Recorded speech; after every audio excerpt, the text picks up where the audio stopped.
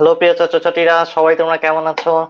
It's me HRB, master ডিফেন্ডের তাপগতিবিদ্যার ওপর বিশেষ যে ক্লাসটি হতে চলেছে আজকে, সেই ক্লাসে সবাইকে তোমাদের ওয়েলকাম জানাচ্ছি।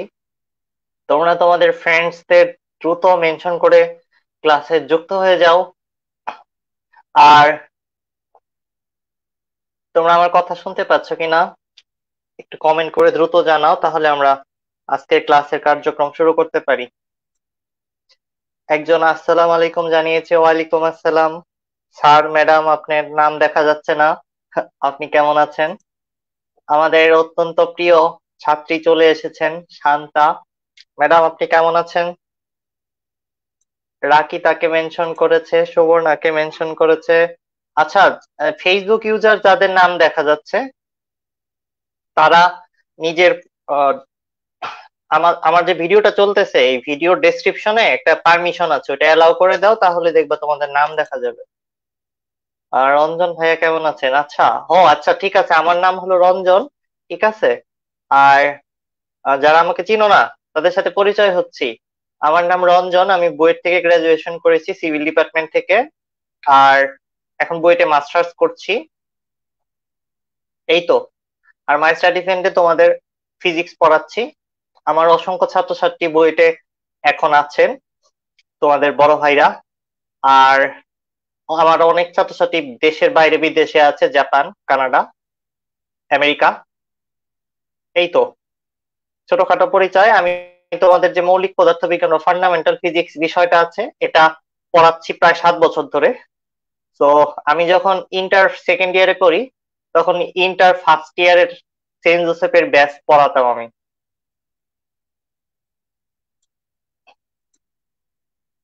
এই হলো আমার ছোটখাটো পরিচিতি। আমাদের অত্যন্ত প্রিয় আরেকজন ছাত্রী চলে আসছেন, চন্ডিমা। আহ কেমন আছো তুমি?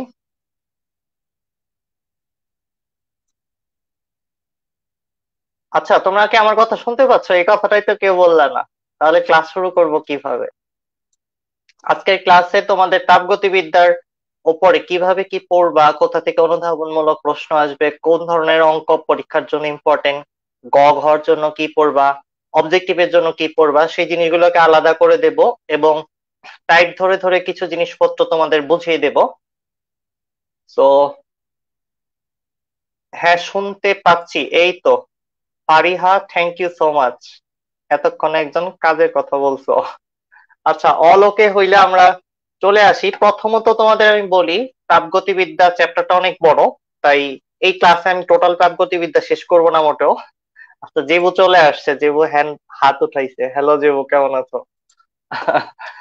আচ্ছা, তোমাদের যেটা বলতে চাচ্ছি সেটা হলো, তাপগতিবিদ্যার বেসিক কথাবার্তা গুলো অলরেডি একটা বেসিক কোর্স বানানো আছে, আমি তোমাদের জন্য ওটা তোমাদের গ্রুপে, ফেসবুক গ্রুপে আপলোড করে দেব, এবং কোথায় আছে কি সবকিছু তোমাদের দেখিয়ে দিচ্ছি এখনই।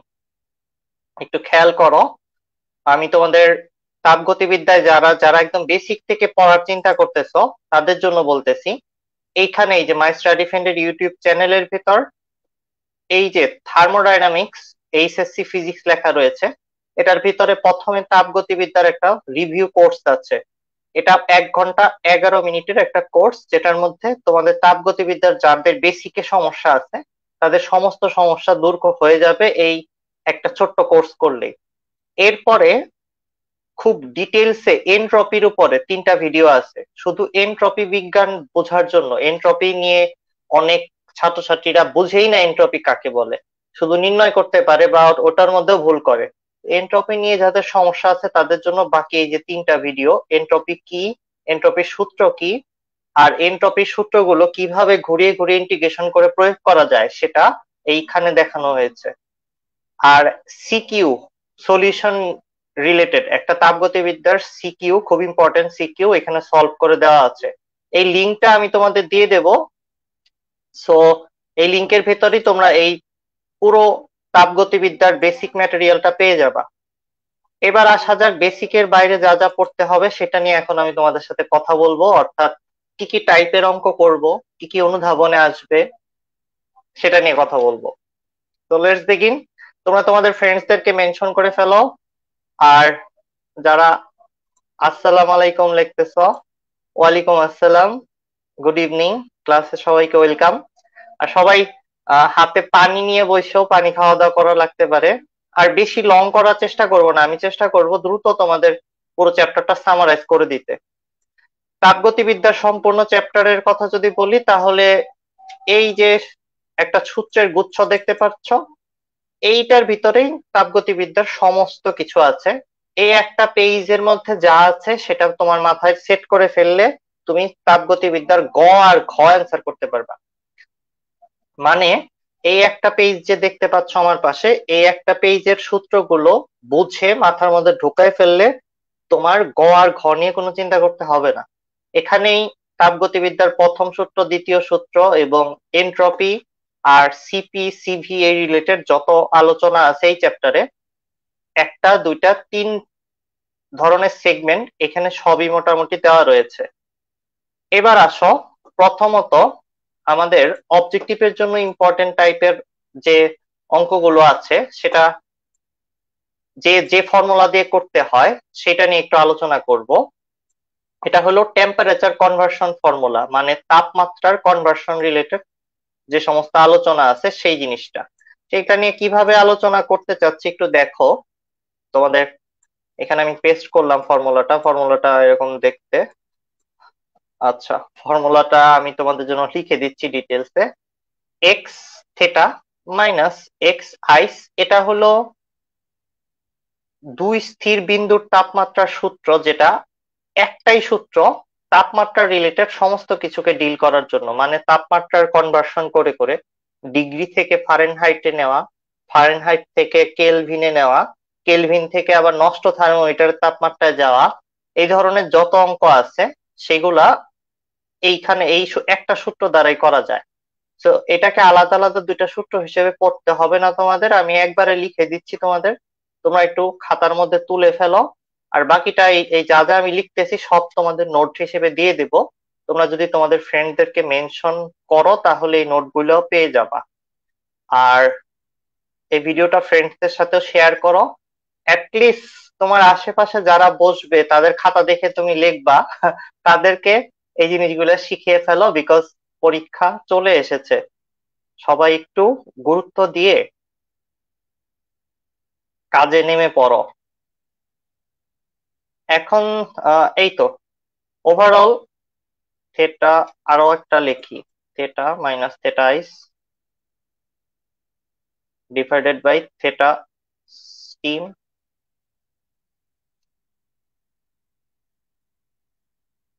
Minus theta ice. এই সূত্রটা একটাই সূত্র যেটা দিয়ে তুমি অনেক কিছু করতে পারবা। অনেক কিছু বলতে তাপমাত্রা রিলেটেড যত অবজেক্টিভ আছে সব সলভ করতে পারবা। এখন তোমাদের আমি এইখানে এই সূত্র ব্যবহার করে মাত্র দুইটা অঙ্ক দেখিয়ে দিই যেগুলো অবজেক্টিভের জন্য অনেক বেশি ইম্পর্টেন্ট। একটা অঙ্ক তোমাদের আমি টাইপ 1 হিসেবে দেখাচ্ছি এখানে।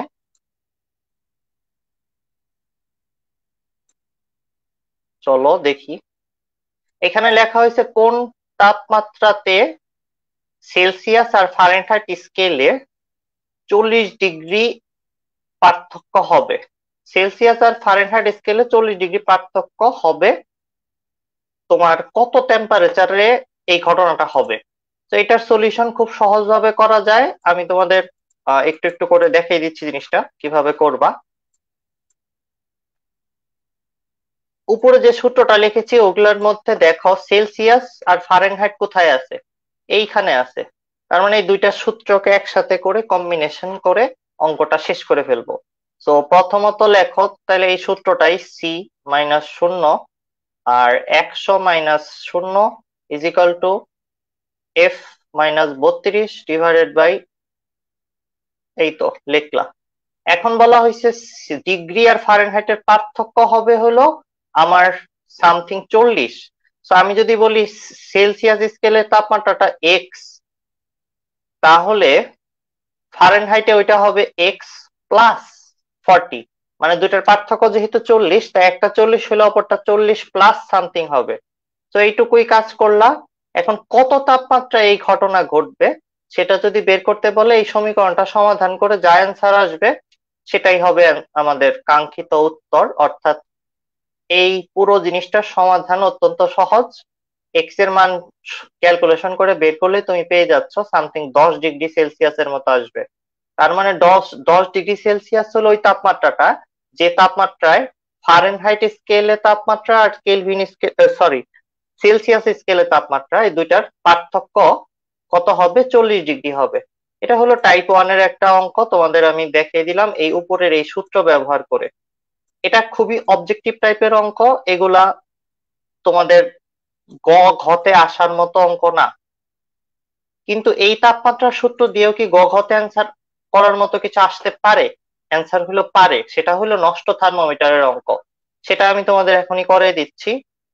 তার আগে এই সূত্রটা যে লিখলাম এটা হয়তো অনেকের কাছে পরিচিত না, তাই একটু বলে দিচ্ছি।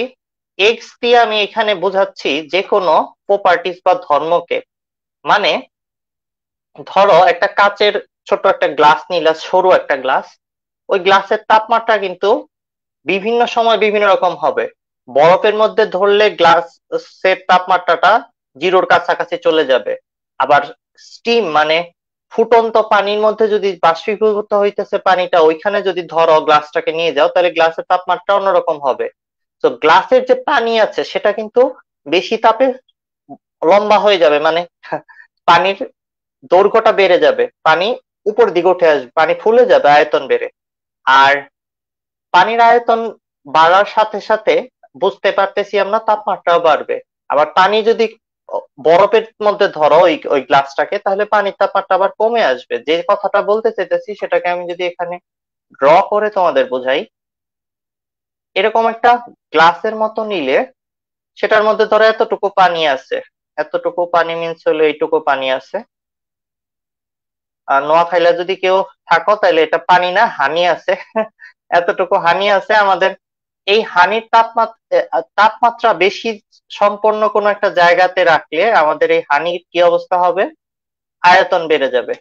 আমাদের যে হানির আয়তন বেড়ে গেল তাতে কি হইলো? এই এই দৈর্ঘ্যটা বেড়ে গেল। থার্মোমিটারে তোমার জ্বর বেড়ে গেলেও এই ঘটনাটাই ঘটে, এই এলটা বেড়ে যায়।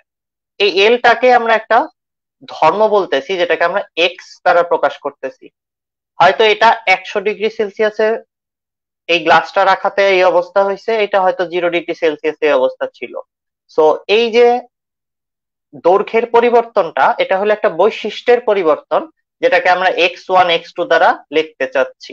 আর কিছুই না।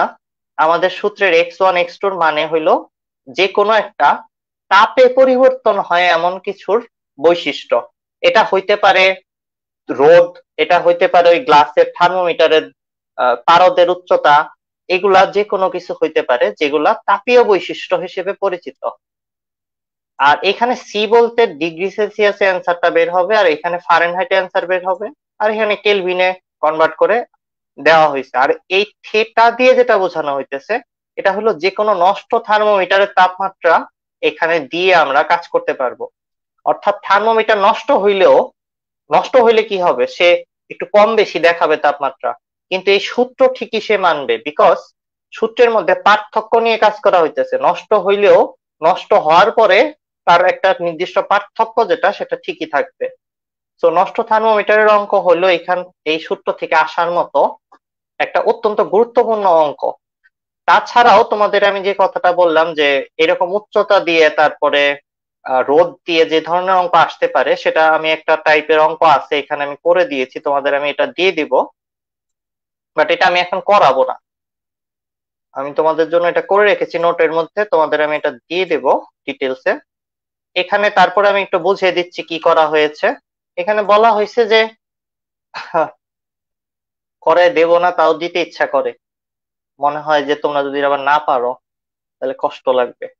0 ডিগ্রি তাপমাত্রায় একটা জিনিসের রোধ পাওয়া গেছে 2 পয়েন্ট সামথিং ওহম, 100 ডিগ্রিতে পাওয়া গেছে এত। এরপর জিজ্ঞেস করছে যদি এটা আমার বাসায় আনা হয়, আমার বাসার তাপমাত্রা যদি 33.3 ডিগ্রি সেলসিয়াস হয়, তখন ওইটা রোধটা কত হবে? এই ধরনের অঙ্ক করার জন্য আমাদের যে এক্স দিয়ে যে ফর্মুলাটা সেটা এবং ডিগ্রি সেলসিয়াস এর ফর্মুলাটাকে মিক্স করতে হবে। মানে আমাদের এইখানে থাকা এই যে এই সূত্রটা, প্রথম সূত্রটা আর দ্বিতীয় সূত্রটা, এই দুটাকে মিক্স করে এইখান থেকে অঙ্ক চিন্তা করতে হবে। এখন আমার কাছে এইটাও আছে, এইটাও আছে, এইটাও আছে। এই এই জিনিসটা চাইতেছে, একটা নির্দিষ্ট তাপমাত্রায় বৈশিষ্ট্যটা চাইতেছে। রোদ হইতে পারে, দৈর্ঘ্য হইতে পারে, অনেক কিছু হইতে পারে, কিন্তু হইতে পারে এমন একটা মানুষ আছে যে গরমে গেলে যে ফুলে যায় বাবলের মতো, আবার ঠান্ডায় আসলে চুপসে যায়, ছোট হয়ে যায়। তো ওই মানুষের যে আয়তন বাড়তেছে ওটাকেও আমরা এইখানে বসাতে পারি এক্স হিসেবে। তো এখান থেকে আমরা সি বসিয়ে দেব আমাদের রুমের টেম্পারেচার, তাইলে এক্স এ বের হয়ে যাবে যে ওই রুমের টেম্পারেচারে আমাদের রোদটা কত হবে। তো এই সূত্রের মধ্যে এখানে তাই বসিয়ে করা হয়েছে, এটাকে সাবস্ক্রিপ্ট দিয়ে, মানে আমি এক্স থেটাটাকে এখানে এইভাবে লেখা হয়েছে, এই যে এইভাবে। তো এটা দেখলে তোমরা বুঝতে পারবে, এটা কঠিন কিছু না, পুরো অঙ্কটাই করে দেওয়া আছে, লাস্টে এক্স থেটা বের করা হয়েছে। This is nothing, easy math, তোমরা এটা করতে পারবা, এটা নিয়ে আমি কিছুই বললাম না। এটার একটা স্ক্রিনশট তোমাদের নোটে দিয়ে দেবো, আমি নিয়ে নিচ্ছি। কিন্তু এইখান থেকে আসার মতো সবচেয়ে ইম্পর্টেন্ট অঙ্ক হলো নষ্ট থার্মোমিটারের অঙ্ক, সেটা এখন আমি তোমাদেরকে দেখাবো। এরপর তোমাদের জিজ্ঞেস করবো যে তোমরা যতটুকু বোঝাইছি বুঝছো কিনা। তো তোমরা নোট ডাউন করতে থাকো, আর যা যা বুঝতে পারতেছো না সেটা আমাকে অবশ্যই জানানোর জন্য রেডি হয়ে যাও। এই চ্যাপ্টারের এই ফর্মুলা থেকে সব থেকে ইম্পর্টেন্ট অঙ্ক হলো এটা, নষ্ট থার্মোমিটার দ্বারা তাপমাত্রা নির্ণয় করা। এটাই একমাত্র প্রবলেম যেটা গতেও আসতে পারে, বাকিগুলা অবজেক্টিভ আসবে। দেখো তোমাকে বলা হয়েছে থেটা আইস, মানে থেটা আইস বলা রয়েছে বরফে একটা নষ্ট থার্মোমিটার ধরাতে তার তাপমাত্রা দেখাচ্ছে 3 ডিগ্রি। আর থেটা স্টিম, মানে মানে যেখানে পানি বাষ্পীভূত হইতে শুরু করে ওইখানে তাপমাত্রা দেখাচ্ছে 103 ডিগ্রি সেলসিয়াস। এটা কোনোদিনও হওয়ার কথা না, কারণ পানি তো 100 ডিগ্রি সেলসিয়াসে বাষ্পীভূত হয়। এই বেটা থার্মোমিটার দেখাচ্ছে 103 ডিগ্রিতে স্টিমের তাপমাত্রা। তার মানে এই থার্মোমিটার বোঝাই যাচ্ছে ঝামেলা আছে ওর মধ্যে। এরপর বলা হয়েছে theta is equal to 25 degree Celsius পাত দেখাচ্ছে, মানে আমরা এই থার্মোমিটারটা, যে থার্মোমিটারের এই দুইটা বৈশিষ্ট্য আছে, এটাকে আমাদের বাসায় নিয়ে আসছি। বাসায় নিয়ে আসার পরে দেখা গেছে যে এই থার্মোমিটার আমাদের বাসার তাপমাত্রা দেখাচ্ছে 25 ডিগ্রি সেলসিয়াস। এখন আমাদের বাসার আসল তাপমাত্রা কত, কারেক্ট টেম্পারেচার কত, এটা হলো নষ্ট পাত দিতেছে, এটা নষ্ট মান, এটাকে সঠিক করতে হবে। সেটা কিভাবে করবা, সেটাই হলো আমাদের প্রশ্ন। এই অঙ্ক করার জন্য আমাদের যে সূত্রের সাহায্য লাগবে সেটা হলো আমাদের এই আগের সূত্রটারই নষ্ট অংশটা, এটাকে বলে, এই অংশটা হলো নষ্ট থার্মোমিটারের জন্য আমি অ্যাড করেছিলাম সূত্রের মধ্যে।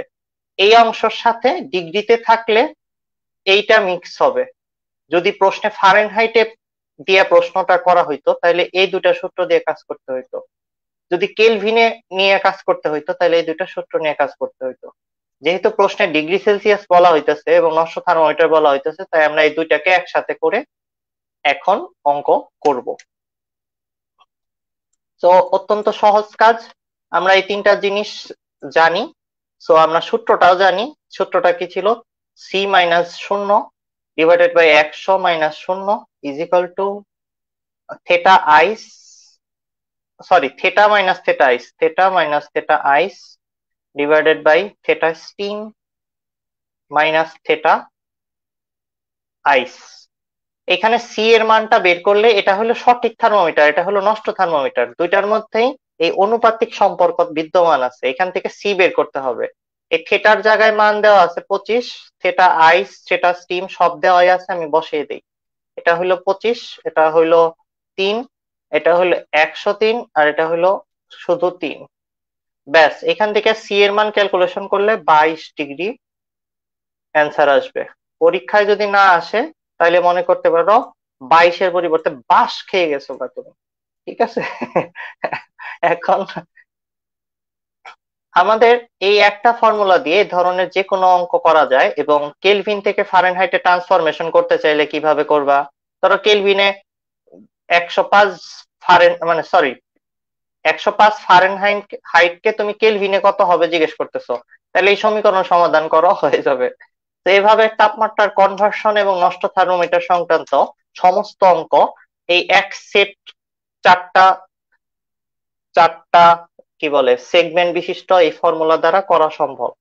তোমাদের কাছে আমি এখন জিজ্ঞাসা করতেছি, তোমরা কি বুঝতে পেরেছো যতটুকু বুঝাইছি? আর কোন অংশটা বুঝো নাই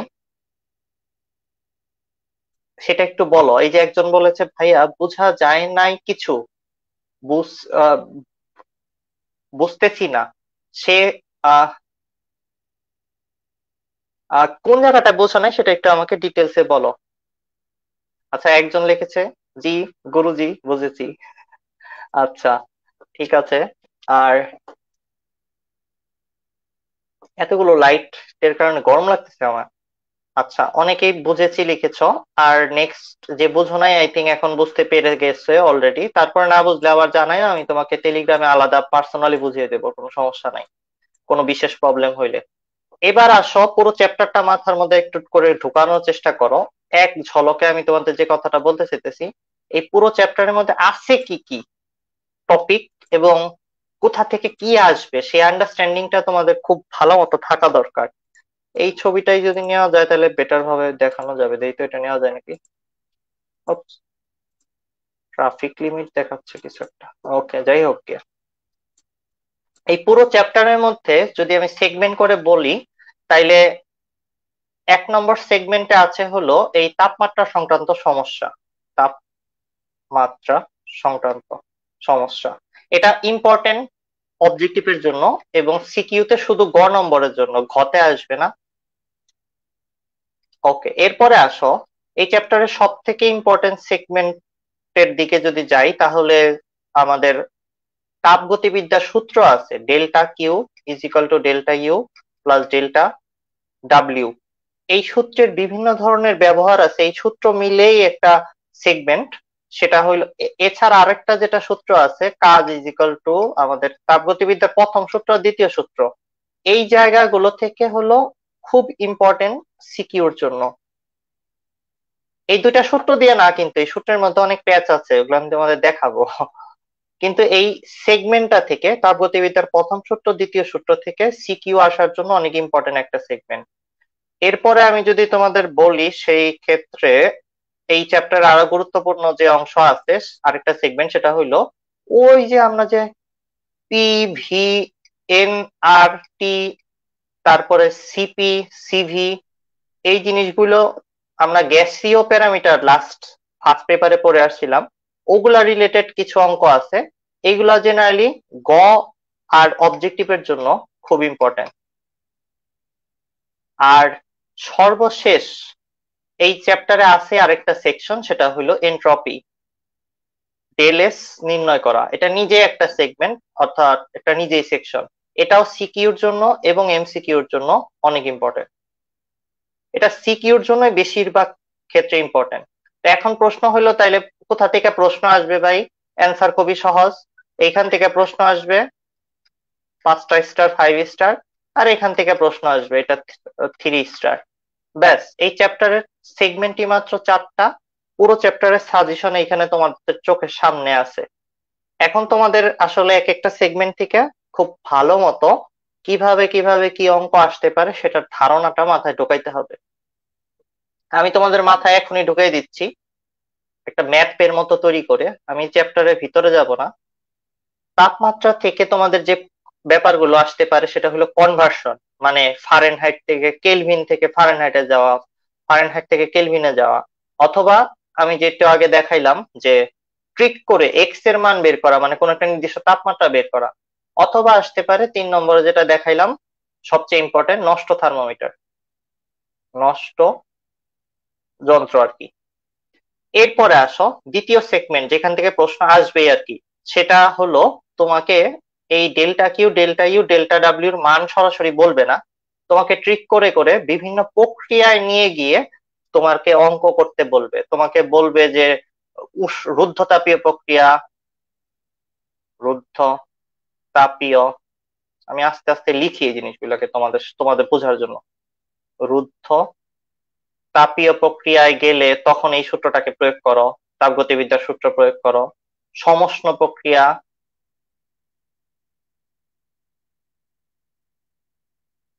তারপরে তোমাকে বলবে সমচাপীয় প্রক্রিয়া, সমচাপীয়, তারপরে সম আয়তন প্রক্রিয়া, মানে আয়তন সম, তারপরে যা থাকবে সেটা হইলো চেঞ্জ করা হইতেছে না। রুদ্ধ তাপীয় মানে হলো তাপ রুদ্ধ করে দেওয়া হয়েছে, ডেল্টা কিউর মান শূন্য। এই কোন সময় কোন প্রক্রিয়ায় কি শূন্য, কিসের মান আছে কিসের মান নাই, এটা বেসিক টোটাল একটা 1 ঘন্টার একটা ক্লাসের টোটাল তাপগতিবিদ্যা কোর্স শেষ করে দেওয়া আছে। তোমাদের ভিডিওটা আমি আবার আপলোড করে দেবো নে। এই গ্রুপে তোমরা পাবা, ফেসবুক গ্রুপে আমাদের। সম আয়তন প্রক্রিয়া, বিভিন্ন প্রক্রিয়ায় তোমাকে বিভিন্ন ধরনের জিনিসপত্রের মান দিয়ে দেবে, সরাসরি এই delta U, delta W, delta Q এগুলা দেবে না। তোমার ওগুলা বিভিন্ন প্রক্রিয়ার থেকে আলাদা আলাদা delta U, delta W, delta Q সূত্র প্রয়োগ করে করে বের করে আনতে হবে। এরপর এই সূত্রের মধ্যে বসিয়ে অঙ্ক করতে হবে। আর এইখানে থাকা এই যে W is equal to Q one Q two, মানে তাপগতিবিদ্যার শেষ সূত্র যেটা, ওইখান থেকে কিরকম ধরনের অঙ্ক আসবে সেটা তোমাদের এটা বুঝিয়ে বলি। তোমাকে এখানে সরাসরি কিউ ওয়ান কিউ টু এগুলা দেবে না, এটার মধ্যে দিয়ে দেবে ইটার মান অথবা কে এর মান দেওয়া থাকবে, অথবা তাপ গ্রাহকের তাপমাত্রা দেওয়া থাকবে টি ওয়ান টি টু, ওগুলা দিয়ে তোমার বের করে আনতে হবে এই কাজের পরিমাণটা কত হবে। এই ধরনের অঙ্ক আমি তোমাদের আলাদা আলাদা ভাবে দিয়ে দেবো, টাইপ ধরে বুঝিয়ে দেবো, কোনো টেনশন নিও না। জাস্ট সাজেশনটা আগে বুঝো, পুরো চ্যাপ্টারটা মাথার মধ্যে আগে 1 পেজের মধ্যে নিয়ে আসো, তারপরে দেখবা এমনি মজা লাগবে, কোনো কঠিন কিছু নাই। এই হইলো দ্বিতীয় সেগমেন্টের থেকে প্রশ্ন আসার কায়দা, মানে কিভাবে প্রশ্ন করবে টিচার। তৃতীয় যে সেগমেন্ট আছে সেটা থেকে প্রশ্ন কিভাবে করবে, তোমাকে এটা থেকে অনেক ধরনের প্রশ্ন করতে পারে। সিপি, সিভি থেকে বড় কেন, গ্রাফের মাধ্যমে বোঝাও অথবা গাণিতিক ভাবে বোঝাও। এটা হলো খ নম্বরের জন্য অনেক ইম্পর্টেন্ট একটা জায়গা। তারপরে তোমাকে জিজ্ঞেস করবে রুদ্ধতাপীয় প্রক্রিয়ায় চাপের সাথে তাপমাত্রা সম্পর্ক দিয়ে কোনো অবজেক্টিভ করো, অঙ্ক করো। অথবা তোমাকে বলবে যে বায়ু দেওয়া রয়েছে, মানে গামার মান দেওয়া না থাকবে, মানে সরাসরি গামা দিয়ে দেবে না, তোমাকে বলে দেবে যে বায়ুতে যে গ্যাস আছে ওই গ্যাসের জন্য কাজ করো। বায়ুতে আসলে দ্বিপারমাণবিক হাইড্রোজেন, অক্সিজেন এগুলা বেশি আছে, তাই দ্বিপারমাণবিক গ্যাসের জন্য গামার মান ব্যবহার করে তোমাদের অঙ্ক করতে হবে। So CP minus CV is equal to R, এগুলা থেকে এখানে অবজেক্টিভ এবং গ নম্বরের আসার মতো অঙ্ক আছে এই সেগমেন্টে। এটা সম্পূর্ণ গ্যাসীয় প্যারামিটারের অঙ্ক। আর সবশেষ এটার থেকে কি ধরনের অঙ্ক আসে, এটা থেকে খুবই সহজ ধরনের অঙ্ক আসে, কারণ বাংলাদেশে যারা ফিজিক্স পড়ায় তারা এনট্রপি কাকে বলে এই সংজ্ঞাই বলতে পারে না। আমাদের যত বই আছে, ইসাক স্যার, তপন স্যার আর যারা বাংলাদেশি বিজ্ঞানী আছে, যাদের যত বই আছে, ওগুলোর মধ্যে কোনোটার মধ্যে এনট্রপি সঠিক সংজ্ঞা নাই, এবং এনট্রপি কি সেটা ওনারা নিজেরা বুঝে না। সো এনট্রপি নিয়ে এই কারণে বেশি পেঁচায় না। এনট্রপির সূত্রই আছে দুইটা, delta Q divided by T, আর একটা হইলো M S ln T two by T one, যেটা দিয়ে দুইটা টাইপেরই অঙ্ক আমি তোমাদের আজকে এখনই করাই দেব। That's it. এই পুরো চ্যাপ্টারের মধ্যে এতটুকুই পড়ার মতো জিনিসপত্র আছে। তোমরা কি সাজেশনের অংশটা বুঝতে পারছো কিনা আমাকে একটু জানিয়ে ফেলো তো।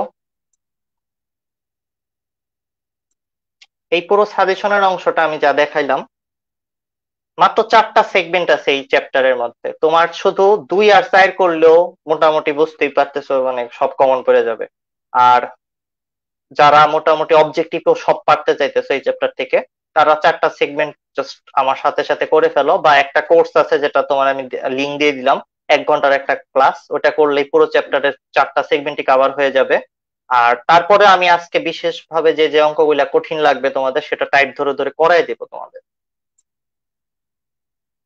আর কি করা যেতে পারে, আচ্ছা, আমি তোমাদের এই জিনিসটা তোমরা তুলতে থাকো, আমি তোমাদের আহ আমার এখানে গরম লাগতেছে, আমি একটু কি বলে,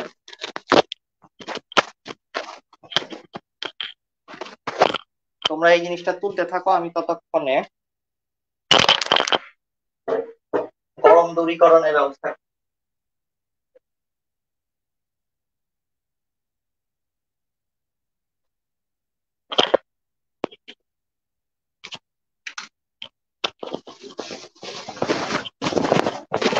পুরো চ্যাপ্টার তোমাদের সামনে মাত্র 4টা সেগমেন্টে ভাগ করে দিয়েছি, তোমরা বুঝতেই পারতেছো পরীক্ষায় কেমনে কি আসবে। সো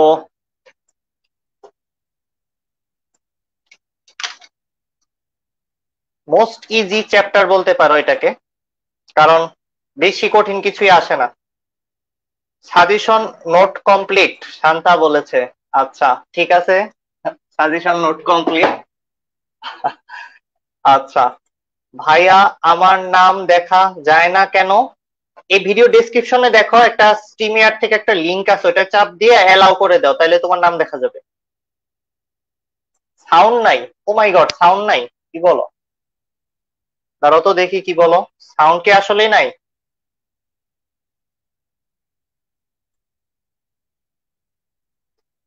সাউন্ড কি শোনা যাচ্ছে না? তোমরা আমাকে একটু কমেন্ট করে জানাও তো। আটকে যাচ্ছে মাঝে মাঝে, কি আটকে যাচ্ছে? ভিডিওটা না অডিওটা? আচ্ছা সাউন্ড কি আছে আমাকে একটু জানাও, কনফার্ম করো। সাউন্ড সাউন্ড সাউন্ড আছে I think. Net problem. Clear sound, একজন বলেছেন ক্লিয়ার সাউন্ড, ওকে। আমি তো চিন্তায় পড়ে গেছিলাম কি অবস্থা। যাই তো শোনা, ওকে। ঠিক মতো শোনা যায় তো, রাইট? ওকে, তাহলে চলো সামনের দিকে আগাই। এই চ্যাপ্টারের সবচেয়ে মোস্ট ইম্পর্টেন্ট জিনিসগুলো নিয়ে এখন কথাবার্তা বলবো তোমাদের সাথে।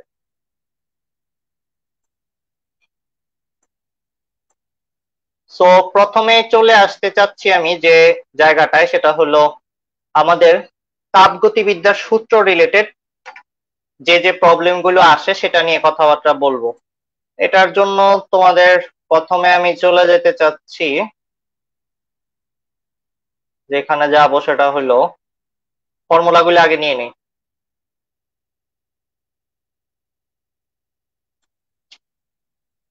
আমরা আমি যে জিনিস সিকোয়েন্সটা মেনটেন করতেছি সেটা খেয়াল রাখো সবাই ভালো মতো করে। আমি প্রথম সেগমেন্ট থেকে তোমাদের কিছু কাজ করাইছি, এখন দ্বিতীয় সেগমেন্টে যাচ্ছি। অর্থাৎ আমরা তাপগতিবিদ্যার সূত্র রিলেটেড যে সমস্যাগুলো পরীক্ষায় আসবে সেগুলো নিয়ে আলোচনা করতে যাচ্ছি। ওগুলা করতে গেলে আমাদের এই কয়টা সূত্র মাত্র পড়তে হয়। এখানে সূত্র দেখতে পাচ্ছ তুমি, একটা দুইটা তিনটা চারটা পাঁচটা ছয়টা সাতটা সূত্র আছে। সম্পূর্ণ সৃজনশীল অ্যান্সার করা যায় এই সাতটা সূত্র দ্বারা। সো অত্যন্ত ইম্পর্টেন্ট সূত্র এগুলা। তো প্রথমে যেটা করো তোমরা আমার সাথে সাথে সূত্রগুলো লিখে ফেলো। Delta Q is equal to delta U plus delta W, আর W is equal to J H. এরপর ডেল্টা কিউ বের করার আলাদা সূত্র আছে, সেটা হলো এন সিপি ডেল্টা টি। আর ডেল্টা কিউ জেনারেলি শূন্য হবে যদি রুদ্ধতাপীয় প্রক্রিয়া হয়।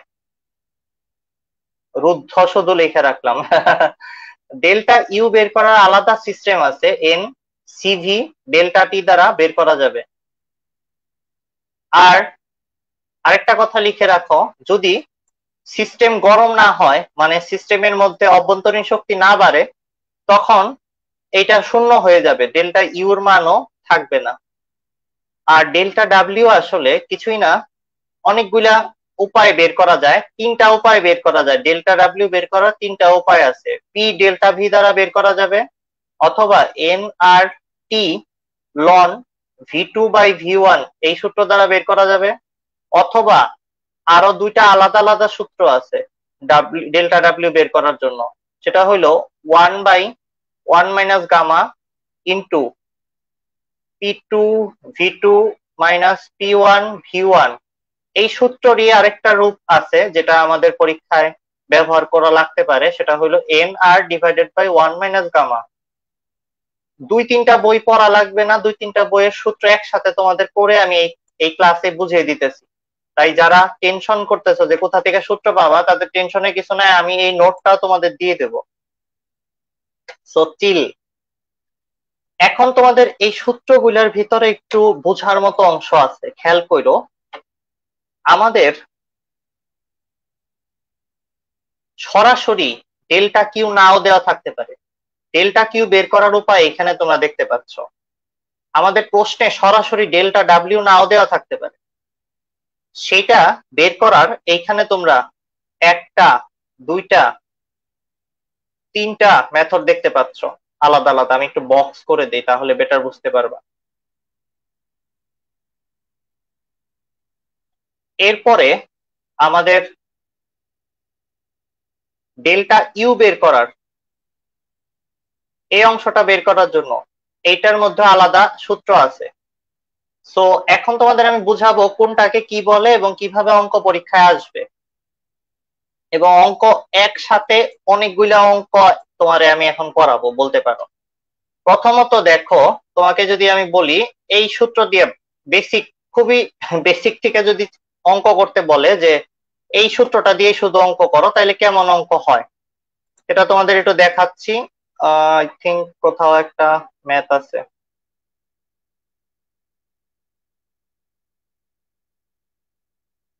আমি কি কোনো ম্যাথ তুলেছি? হ্যাঁ, একটা ম্যাথ আছে, তোমাদের এটা এটা আগে করে করাই দিচ্ছি, দেখো।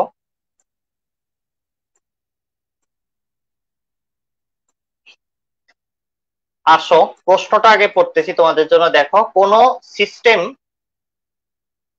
প্রকৃতি থেকে বা এনভায়রনমেন্ট থেকে 800 জুল শক্তি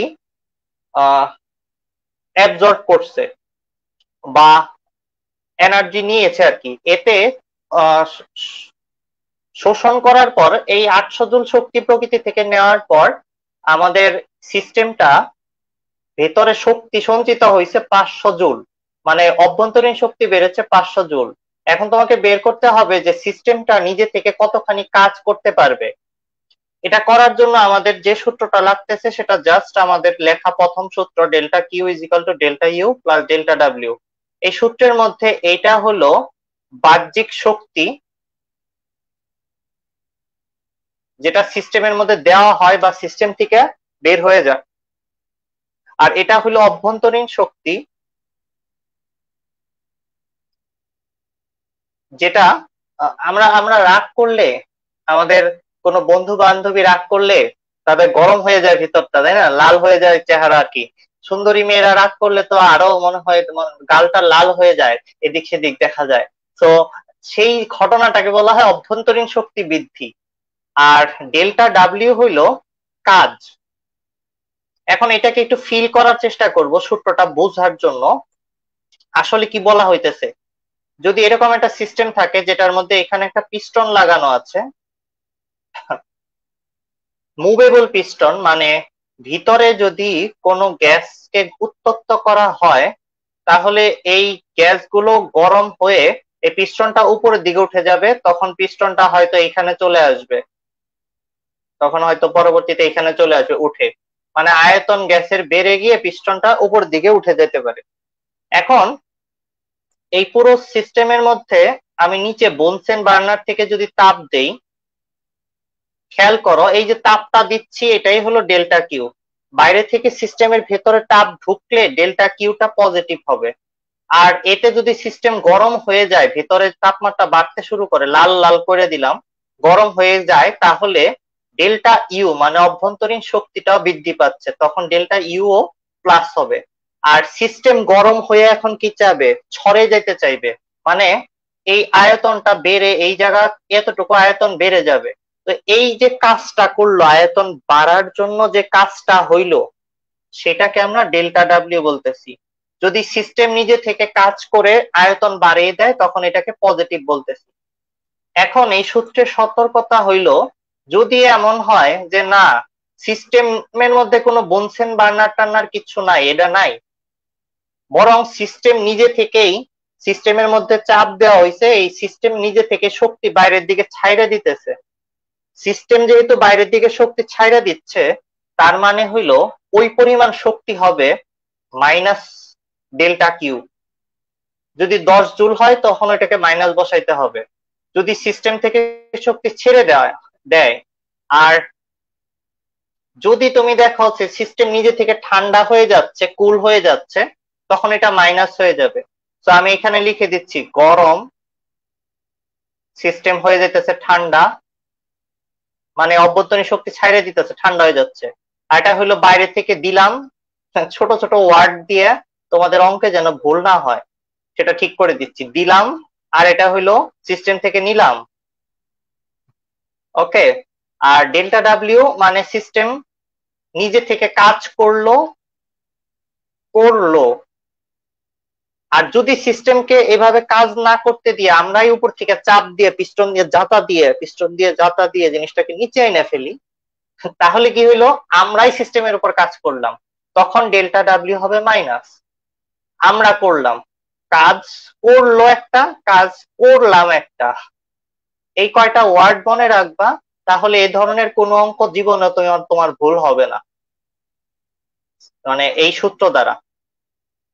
তো এই তিনটা জিনিস, এই তিনটা সাইন কনভেনশন বোঝার পরের অংশতে যাই। এটুকু তোমরা বুঝছো কিনা একটু কমেন্ট করে জানাও তো ছাত্রছাত্রীরা। যতটুকু বুঝাইছি, তাপগতিবিদ্যার সূত্র থেকে আসা delta Q is equal to delta U plus delta W, এই সূত্রের সাইন কনভেনশন প্লাস মাইনাসের ব্যাপারটা ক্লিয়ার কিনা? আচ্ছা, একজনে বলে ফেলেছে জি ভাইয়া ক্লিয়ার। সো ওকে, আরেকজন ডান বলেছেন। ওকে, তো এই সূত্রে এই অঙ্কের দিকে চলে আসো। এই অঙ্ক অত্যন্ত সহজ। কোন সিস্টেমের যদি এনভায়রনমেন্ট থেকে এত পরিমাণ শক্তি নেয়, তার মানে ডেল্টা কিউ এর মান এত। তো ডেল্টা কিউ এর পরিবর্তে বসিয়ে দাও 800, সরাসরি প্লাস বসাবো এটা, কারণ সিস্টেম শক্তি বাইরে থেকে নিতেছে। আর এতে সিস্টেম গরম হয়ে গেছে, বৃদ্ধি পাইছে ওর অভ্যন্তরীণ শক্তি, সেটাও প্লাসই বসাইতে হবে 500 জুল, মানে এটা হলো ডেল্টা ইউ আর এটা হলো ডেল্টা কিউ। আর আমার সিস্টেম কতখানি কাজ করবে ডেল্টা ডাব্লিউ বের করতে বলা হয়েছে।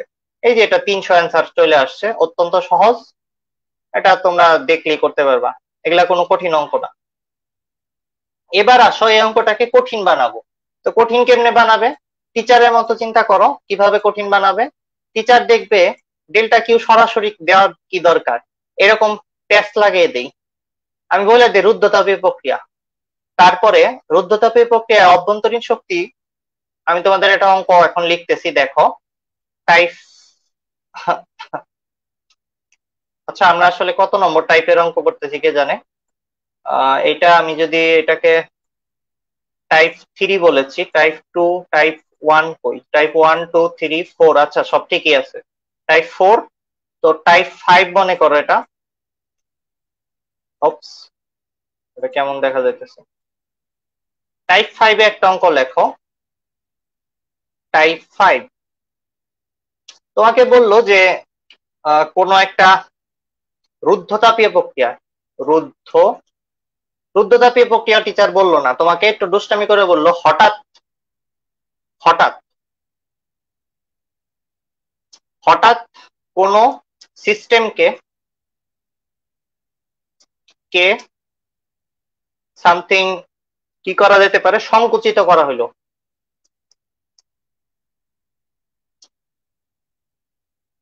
করায় এর অভ্যন্তরীণ শক্তি, এর অভ্যন্তরীণ শক্তি কতখানি বৃদ্ধি পেল, তোমাকে বলে দিল যে 300 জুল বৃদ্ধি পেল। তাহলে ওয়ার্ক ডান কত হবে, মানে বাইরে থেকে আসলে কত কাজ করা হয়েছে সিস্টেমের উপর। দেখো, এই ধরনের অঙ্কের উত্তর তোমরা আগেই জানো, একটা জিনিস জানো, কি জানো, যে বাইরে থেকে কাজ করা হয়েছে সিস্টেমের উপর, তার মানে ওই কাজটা কোনোদিনও পজিটিভ হবে না, নেগেটিভ আসবে অ্যান্সার। তো নেগেটিভ না আসলে বুঝবা যে অঙ্ক ভুল করছো। ঠিক আছে, এখন দেখো হঠাৎ কথাটার ভিতরে লুকিয়ে আছে একটা কথা, সেটা হলো ডেল্টা কিউ 0 জুল। কারণ হঠাৎ করে যদি কোনো কিছুকে সংকুচিত বা প্রসারিত করো, তাহলে দেখবা যে সেই জিনিসটা রুদ্ধ তাপে ঘটবে, মানে তাপমাত্রা বাইরে যেতে পারবে না, আসতেও পারবে না, ডেল্টা কিউ 0।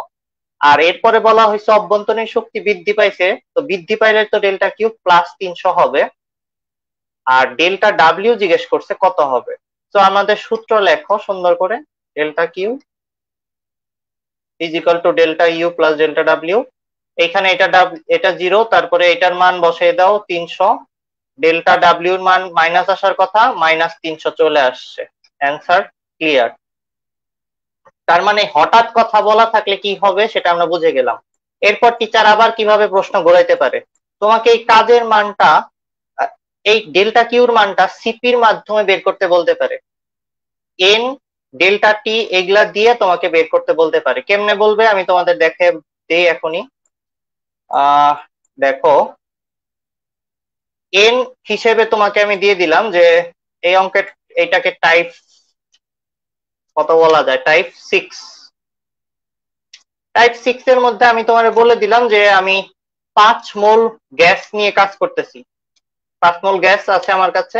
এরপরে তোমাকে বলে দিলাম তাপমাত্রা বৃদ্ধি করা হয়েছে something 30 degree Celsius to 40 degree, 40 না, মনে করো 80 ডিগ্রি সেলসিয়াস পর্যন্ত তাপমাত্রা বৃদ্ধি করা হয়েছে। এরপরে তোমাকে আরো বলে দিলাম যে কি বলে দেওয়া যেতে পারে, তোমাকে বলে দিলাম যে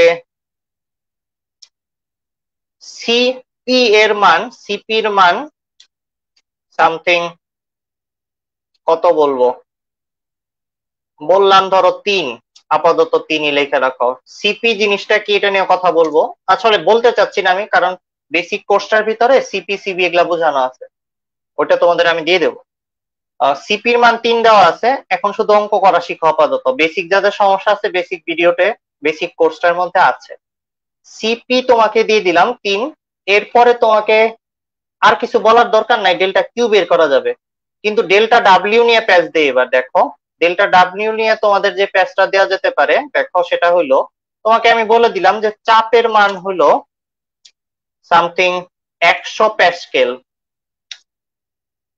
এবং চাপটা ধ্রুবক আছে, কনস্ট্যান্ট চাপের মান। আর তোমাকে বলে দিলাম ডেল্টা ভি এর মান, মানে আয়তন চেঞ্জ হয়েছে কতটুকু। ধরো আয়তন চেঞ্জ হয়েছে 30 মিটার কিউব থেকে আয়তনের পরিবর্তন হয়েছে 60 মিটার কিউব। আচ্ছা, এটা এটা কি পজিটিভ পরিবর্তন কিনা সেটাও চিন্তা করতে হবে। আমি আয়তনটা যদি বাইরে যায়, হ্যাঁ 30 থেকে 60 হয়েছে মানে বাড়তে দিছি। সো এই পুরো অঙ্ক থেকে তুমি যেটা বের করবা সেটা হলো ডেল্টা ইউ কত হবে, ডেল ইউ মানে অভ্যন্তরীণ শক্তির পরিবর্তনটা এখন কত হবে সেটা নির্ণয় করো। আমি তোমাদের জন্য বড় করে প্রশ্নটা দেখাচ্ছি, এই যে দেখো। এই পুরো প্রশ্নের মধ্যে যে যে জিনিসপত্র তোমাদের দেওয়া আছে সেটাকে আমি আরো ডিটেইলে এখন লিখতেছি। তোমাকে বলা রয়েছে এন মোল, এই অঙ্ক বইয়ে নাই, পরীক্ষায় আসবে, বুঝতে পারছো? সো বইয়ে নাই মানে হলো বইয়ে নরমালি পাওয়া যাবে না এরকম কোন অঙ্ক। 30 থেকে 60 হয়েছে তাপমাত্রা, মানে ডেল্টা টি দেওয়া আছে 80 - 30 কেলভিনেই চলে আসবে সরাসরি। সিপি দেওয়া আছে 3, চাপের মান দেওয়া আছে 100 প্যাসকেল, আয়তনের পরিবর্তন দেওয়া আছে 60 থেকে 30 মিটার কিউব হয়েছে। এখন তোমাকে বলা হইতেছে ডেল্টা ইউ এর মান কত হবে। এই অঙ্কের মধ্যে যা যা আছে সেটাকে খুব সুন্দর করে এই সূত্রের মধ্যে বসাইতে হবে তোমার। বিভিন্ন জায়গা থেকে বিভিন্ন কিছুকে এক করে আমরা অঙ্কটাকে করার চেষ্টা করতেছি। ডেল্টা কিউর মান সরাসরি দেওয়াই নাই কোথাও, কিন্তু আমরা জানি ডেল্টা কিউ বের করা যায় C P into N into delta T দিয়ে। সো আমরা এটাকে লিখতে পারি N CP delta T. Delta U বের করব, ডেল্টা ডাব্লিউ এর মান বের করার জন্য সমচাপীয় প্রক্রিয়ায় সূত্র আছে আমাদের, এই যে পি ডেল্টা ভি, ওইটা এখানে প্রয়োগ করব। পি এর মান আমরা জানি এই তো। এখন তাহলে ডেল্টা ইউ আসলে কত, এন সিপি ডেল্টা টি মাইনাস পি ডেল্টা ভি করলেই পাওয়া যাবে। তো এন এর মান বসিয়ে দাও 5, সিপির মান বসিয়ে দাও, ডেল্টা টির মানও বসিয়ে দাও, আর পি এর মান 100 বসিয়ে দাও, আয়তনের পরিবর্তনটাও বসিয়ে দাও। এত জুল হবে, সবকিছু করার পরে জুলে অ্যান্সার আসবে ডেল্টা ইউর মানটা। তোমাদের কত আসছে ক্যালকুলেশন করে, ক্যালকুলেটরে আমাকে অ্যান্সারটা একটু বলে দাও তো। আমি তোমাদের এই অঙ্কগুলো একটু তুলে ফেলি ততক্ষণ, তোমাদের জন্য নোটগুলো নিয়ে নিই। তোমাদের কত আসে এটার অ্যান্সার একটু কমেন্টে জানাও তো বাচ্চারা। ও আচ্ছা, তোমরা তো বাচ্চা না, তোমরা ইন্টারমিডিয়েট পরীক্ষা দিয়ে এখন তো বড় হয়ে যাচ্ছ, ইউনিভার্সিটি স্টুডেন্ট হয়ে যাচ্ছ তোমরা, তোমাদের আসলে সামনের দিকে অনেক বড় ফিউচার।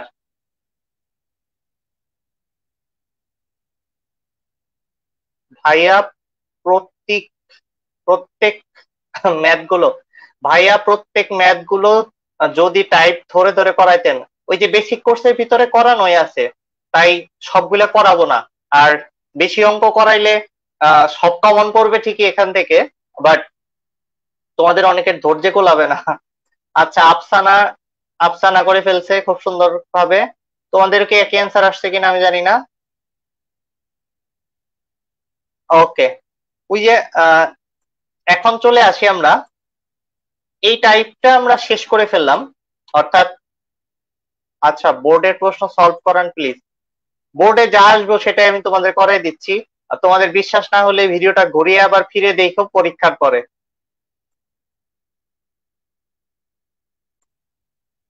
তোমাদের আমি তাই সলভ করাচ্ছি যা সরাসরি পরীক্ষায় তোমরা কমন পাবা। সো এবং প্রত্যেকটা চ্যাপ্টারে তাই। তোমাদের যাদের মনে হচ্ছে যে আমি বোর্ডের অঙ্ক করাচ্ছি না বা টেস্ট পেপার থেকে অঙ্ক করাচ্ছি না কেন, ওটার কারণ তোমরা বুঝতে পারবা পরীক্ষাটা যখন দিবা তখনই, এবং তখন হাসবা যে ঘটনাটা কি ছিল। আচ্ছা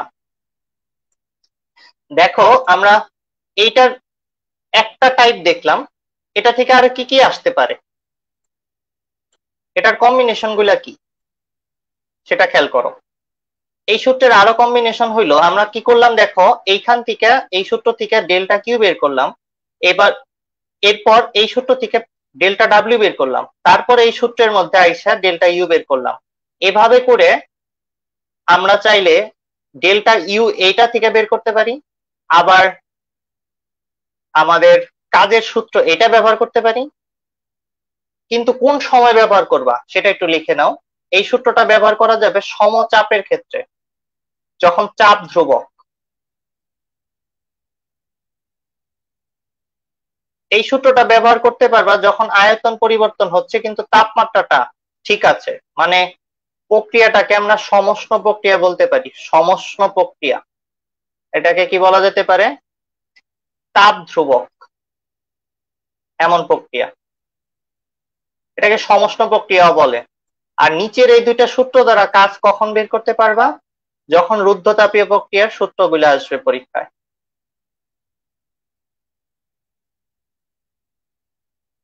ওকে, এখন প্রশ্ন হইলো এই সূত্র দিয়ে অঙ্ক খুবই কম আছে এবং পরীক্ষায় আসার মতো অঙ্কই, ডেল্টা ডাব্লিউ বের করা 3 নম্বর সূত্রটা দিয়ে আমি একটু তোমাদের কথা বলতে চাচ্ছি।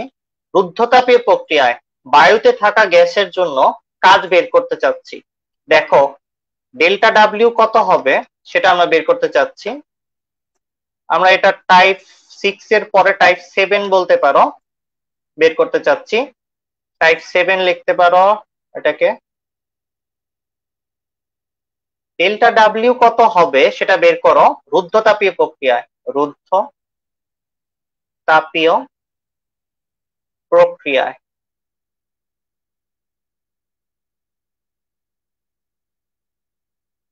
এখন তোমাকে বলে দেওয়া হয়েছে যে তাপমাত্রা পরিবর্তন হয়েছে 30 ডিগ্রি সেলসিয়াস থেকে সামথিং 80 ডিগ্রি সেলসিয়াস। এরপরে বলা হয়েছে যে বায়ুতে থাকা গ্যাস, বায়ু কথাটা বলা রয়েছে, আর বলা রয়েছে যে কত মোল গ্যাস নিয়ে কাজটা করা হয়েছে, ধরো 5 মোল। এখন তুমি ডেল্টা ডাব্লিউ বের করতে পারবা, কেমনে বের করবা সেটা এখন দেখাইতেছি তোমাকে। আরেকটু পেঁচিয়েই বলি, ডেল্টা ইউর মান তোমাকে বলে দেওয়া আছে মনে করো 300 জুল। তাইলে ডেল্টা কিউর মান বের করতে হবে এখান থেকে। সমাধান করি দেখো কেমনে করে, অত্যন্ত সহজ। Delta Q is equal to delta U plus delta W করব।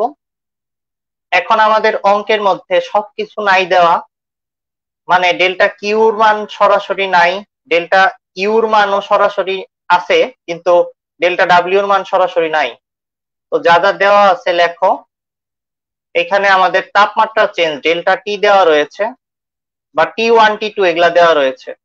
অঙ্কের মধ্যে বলতে পারো T1 হইলো 30 প্লাস 273 কেলভিন, T2 হলো 80 প্লাস 273 কেলভিন, আর দেওয়া আছে এন এর মান 5 মোল। এরপর আমাদের আর কিছু দেওয়া নাই, রুদ্ধতাপীয় প্রক্রিয়া বায়ু বলা আছে, বায়ু মানেই হইলো দ্বিপরমাণবিক গ্যাসের জন্য গামার মান বসাইতে হবে। এখন প্রশ্ন হইলো গামার মান গুলা কি কি ভাইয়া বলে দেন, তোমাদের জন্য আমি একটা নোট তৈরি করে রাখছি, এটা তোমাদের পোস্ট করে দেব একটু পরে। গামার মান হইলো এইখানে আছে সবগুলা দেওয়া, তোমাদের আমি আলাদাভাবে এখানে নোটে লিখে লিখে দিচ্ছি। যদি এক পরমাণবিক গ্যাস হয় তাহলে গামার মান হবে 5/3, বায়ুতে জেনারেলি দ্বিপরমাণবিক গ্যাস থাকে, তাই 7/5 হবে আমাদের এই অঙ্কের মধ্যে গামার মান। আর বহু পরমাণবিক গ্যাসের জন্য গামার মান 4/3। তাহলে 7/5 আমরা এখন ব্যবহার করব। চলো এই অঙ্কের মধ্যে 7/5 ব্যবহার করে ফেলি। 7/5। তো এত কিছু থাকার পরে আমরা রুদ্ধতাপীয় প্রক্রিয়ার ডেল্টা ডাব্লিউর মান বের করার যে সূত্র আছে সেটা কোনটা ব্যবহার করব? দুইটা সূত্র আছে। ডানেরটা ব্যবহার করব কারণ মোল সংখ্যা দেওয়া আছে, আর আর এর মানও জানি আমরা। তো আর এর মানও লিখে ফেলো। আর এর মান হলো মোলার গ্যাস ধ্রুবক 8.316 জুল পার মোল পার কেলভিন। তো সবই আছে আর কি, তো সবই আছে, কোনো চিন্তা নাই, তো করে ফেলি। ডেল্টা কিউ তাহলে কত হবে? 30 plus N R N R divided by, এখানে লেখা আছে সূত্রটা 1 মাইনাস গামা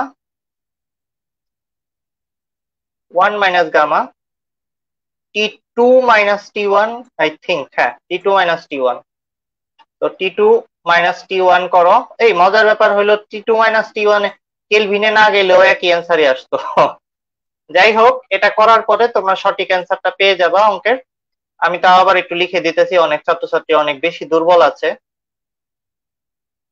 আমি তো আবার অনেক দুর্বল ছাত্রছাত্রীদেরও পরীক্ষায় এ প্লাস পাওয়ার জন্য হেল্প করি সব সময়, এই কারণে একটু ডিটেলস এই করাই দিচ্ছি। এটা 7/5, এরপরে 80 মাইনাস 30 করলেই হবে, এত জুল হবে ডেল্টা কিউর মান।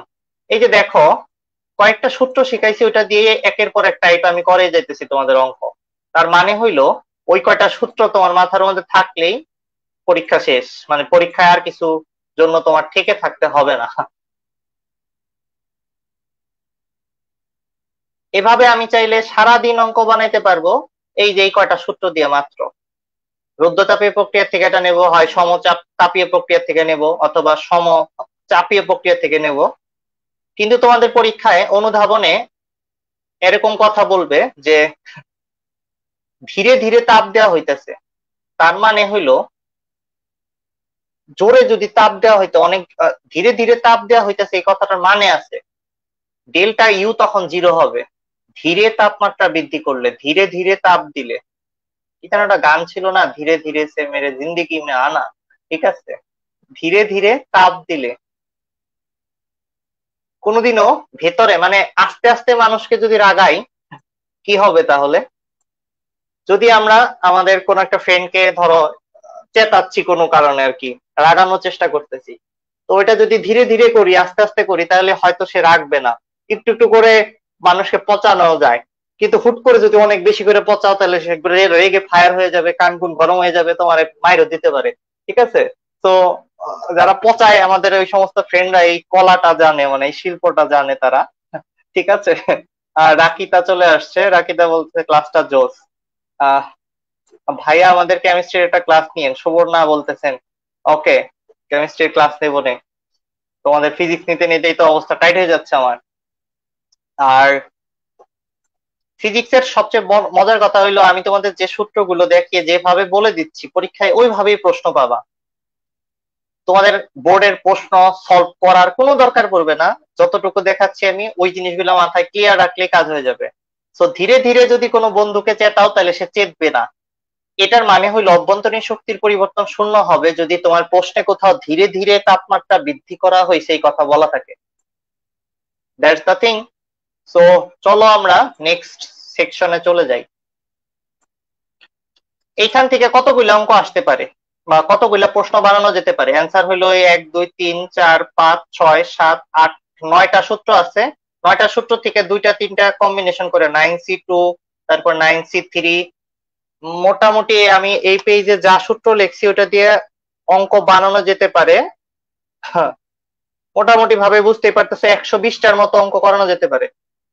প্রত্যেকটারই আমি অঙ্ক করে দিতাম ধরে ধরে, কিন্তু তোমরা তোমাদের ফ্রেন্ডসদেরকে মেনশন করতেছো না এবং ক্লাসে বোর ফিল করতেছো, এই কারণে আমি 120 টাইপের অঙ্ক করতে যাচ্ছি না, জাস্ট সূত্র দিয়ে ছেড়ে দিলাম তোমাদের। বাকিটা তোমরা হ্যান্ডেল করো, সামনে আগাই। আমরা সরাসরি এখন জাম্প করব আমাদের সিপিসিভি রিলেটেড যে প্রশ্নগুলো আসে সেটার মধ্যে, এবং রুদ্ধতাপীয় প্রক্রিয়ায় পিভি রিলেটেড অঙ্ক নিয়ে।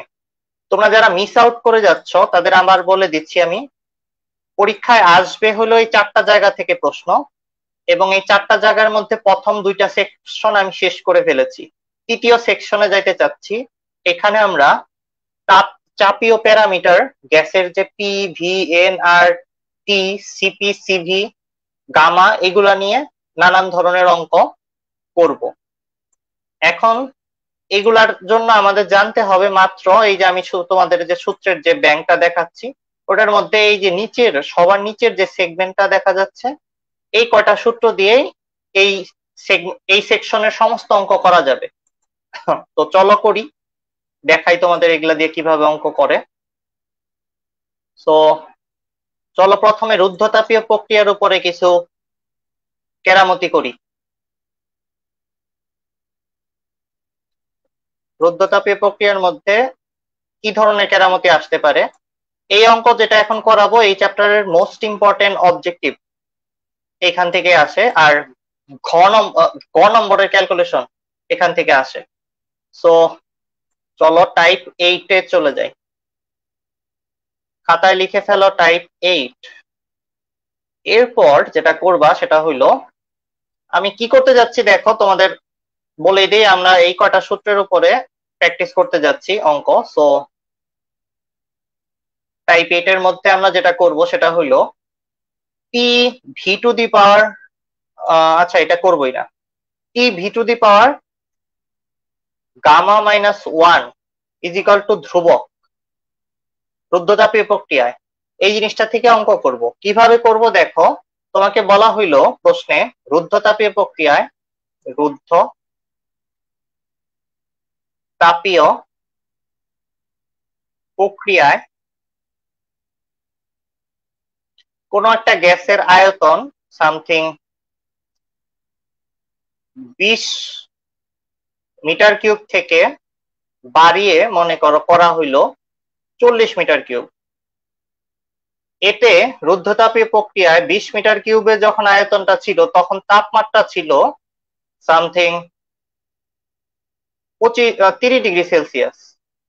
তোমাকে বলা হইলো এই 40 করার পরে তাপমাত্রা যখন আয়তন যখন 40-এ নেওয়া হয়েছে তখন তাপমাত্রাটা কত হবে বের করো। রুদ্ধতাপীয় প্রক্রিয়ায় এই ধরনের পরিবর্তনের অঙ্ক করতে বলা হইতেছে। এই অঙ্কটা করার জন্য তোমাকে আরেকটা ক্লু দেওয়া থাকবে, সেটা হইলো এটা কোন ধরনের পদার্থ। যে গ্যাসটা নিয়ে কাজ করা হচ্ছে এটা এক পারমাণবিক বলে দেওয়া হইতে পারে, অথবা তোমাকে আরেকটু ট্রিক করে অন্য কিছু বলা থাকতে পারে। অন্য কিছু কি, তোমাকে সিপির মান বলে দেওয়া হইলো সরাসরি something CP is equal two 5। CP 5 না দিয়ে একটু বেশি দেই, সিপি মনে করো এখানে আছে হইলো 15। এখন তুমি এই অঙ্কটা করবা, কেমনে করবা? রুদ্ধতাপীয় প্রক্রিয়ার জন্য 3টা সূত্র আছে, এই 3টার মধ্যে একটা অ্যাপ্লাই করে অঙ্ক করতে হবে। 3টা সূত্র আমি ডিটেলে লিখে দিচ্ছি। P V to the power gamma হলো ধ্রুবক, P V to the power sorry T V to the power gamma minus 1 ধ্রুবক, অথবা P T gamma divided by 1 minus gamma, এটা পাওয়ারে আছে, এটা ধ্রুবক। এই 3টার মধ্যে যে কোনো একটা দিয়ে এই ধরনের অঙ্ক করা যায়। তো আমরা এখন যেটা ব্যবহার করব সেটা খেয়াল করে দেখো কি কি দেওয়া আছে। আমাদের এখানে দেওয়া আছে হলো তাপমাত্রার চেঞ্জ দেওয়া আছে, মানে T1 দেওয়া আছে 30 ডিগ্রি, এটাকে 273 দিয়ে যোগ করে কেলভিনে নিয়ে যেতে হবে। এরপর T2 তাপমাত্রাটা আমার কাছে জানতে চাইতেছে। আমার কাছে V1 আছে 20 মিটার কিউব, V2 আছে 40 মিটার কিউব। আমার কাছে সিপির মান দেওয়া আছে, সিপি 15। আমি এই ধরনের অঙ্ক করতে গেলে আমার এই 3টার মধ্যে একটা সূত্র ব্যবহার করতে হবে। কোনটা ব্যবহার করব? ভি আর টি বিশিষ্ট সূত্র একটাই আছে, এটা ব্যবহার করব। তার মানে আমরা লিখবো T1 V1 to the power gamma minus 1 is equal to T2 V2 to the power gamma minus 1। এখান থেকে অঙ্ক করে T2 এর মান বের করতে হবে, কিন্তু গামাই তো নাই অঙ্কের মধ্যে, গামা নাই তো কোত্থেকে অঙ্ক করব? গামা নির্ণয় করার আলাদা সূত্র আছে, সেই সূত্রের সেটটা আমি তোমাদের নোটের মধ্যে উপরে দিয়ে দেব। এটা হলো একটা হলো সিপি মাইনাস সিভি করলে অ্যান্সার আসবে আর, আর আবার এভাবে লিখলাম কেন, আর এরপরে সিপি কে সিভি দ্বারা ভাগ করলে গামা পাওয়া যায়। এই দুইটা দিয়েই সব করা যায়। তারপরে আমি আরো অ্যাডভান্স অঙ্ক করার জন্য আরো সূত্র দিয়ে দিছি। তো এই দুইটা দিয়ে অঙ্ক হয়ে যাবে তোমাদের। এখন দেখো কেমনে হবে অঙ্কটা। সিপি শুধু আছে, গামা তো নাই। তো গামা বের করব কেমনে? গামা বের করার বুদ্ধি হইলো, দেখো আমি পাশে এখানে করে দিতেছি, সিভি বের করো আগে। সিপির থেকে সিভি বাদ দিলে যদি আর হয়, তাহলে সিভি কেমনে বের করা যায়? সিপির থেকে আর বাদ দিলে সিভি বের হয়ে যাবে। তো আমরা 15 থেকে আর এর মান অর্থাৎ 8.316 বাদ দিলেই সিভি বের হয়ে গেল। এবার এই দুইটা পাওয়ার পরে গামা বের করার জন্য আলাদা সূত্র আছে। কি হইতেছে? আচ্ছা, গামা বের করার সূত্র হলে এই যে এটা সিপি আর সিভির অনুপাত করলে হয়ে যাবে গা। তো আমরা এটাও করে ফেলি, তাহলে গামা হবে সিপি ডিভাইডেড বাই সিভি। এটা আমি অবজেক্টিভের জন্য দেখাচ্ছি না, এই সূত্রটাকে সহজে অবজেক্টিভের জন্য আসে, আমি একবারে গ নম্বরের জন্য দেখাচ্ছি যেন সব পারো তোমরা। এখন দেখো গামার মান কত আসে, 15, 15 মাইনাস 8.316 দিলা, অ্যান্সার আসতেছে 2.24 সামথিং আসতেছে। আসুক, সমস্যা নাই। এটা হলো গামার মান। অঙ্কের সব পেয়ে গেছো, এখন আর কি, এখন সহজেই টি টু বের করতে পারবা। টি টু বের করার উপায় হইলো T1 V1 gamma minus 1 divided by V2 to the power এটা। এখন সবকিছুর মান বসিয়ে দাও, আর কিছুই করার দরকার নাই। গামাও জানো, সবই জানো, অঙ্ক হয়ে যাবে। টেম্পারেচারে একটা অ্যান্সার চলে আসবে। সব মান ডানে লেখা রয়েছে, ক্যালকুলেটর চেপে তোমাদের কত আসে একটু জানাও তো কমেন্ট করে। এটা হলো টাইপ 8 এ করালাম তোমাদের। আরো 3টা অঙ্ক এই টাইপের 8 এর ভিতর আছে। সেটা কি? তোমাকে হয়তো পিভি দিয়ে দিবে, ওইটা দিয়ে অঙ্ক করতে বলবে। এখানে হয়তো তাপমাত্রা না দিয়ে চাপ দিয়ে দিবে, তখন অঙ্ক করতে বলবে। অথবা তাপমাত্রা আর চাপের অঙ্ক দেবে শুধু, মানে তাপমাত্রা দেওয়া আছে, আয়তন দেওয়া থাকবে না, তখন ওই অঙ্ক এইটা দিয়ে করা যাবে। That's it. অত্যন্ত সহজ। কিন্তু এই ক্যালকুলেশনটা করতে অনেকে ভুল করে। এই যে P T to the power gamma, এটার মধ্যে ভুল হয়। আমি তোমাদের ওইটা একটা করে দেব, ইচ্ছা করতেছে করে দিতে, আবার করতে ইচ্ছা করতে হচ্ছে না। বলা যায় না, কি করব কি করব না, একটু কমেন্টে জানাও তো। ক্যালকুলেশনটা লন নিয়ে করতে হবে, একটু ডিফিকাল্ট হবে। করে দেব কি? আর তোমরা পারবা? টাইপ 8 বুঝতে পারছো সবাই? একটু কমেন্ট করে জানাও কেউ। টাইপ 8 এ আমি যে অঙ্ক করিয়েছি এটা অত্যন্ত ইম্পর্টেন্ট। হয় অবজেক্টিভে দেবে, না হয় সৃজনশীলে সরাসরি গতে চলে আসবে। ওকে, সুবর্ণা খুব সুন্দর করে বলছে করা লাগবে না। থ্যাংক ইউ, বাঁচাইছো তুমি। আচ্ছা,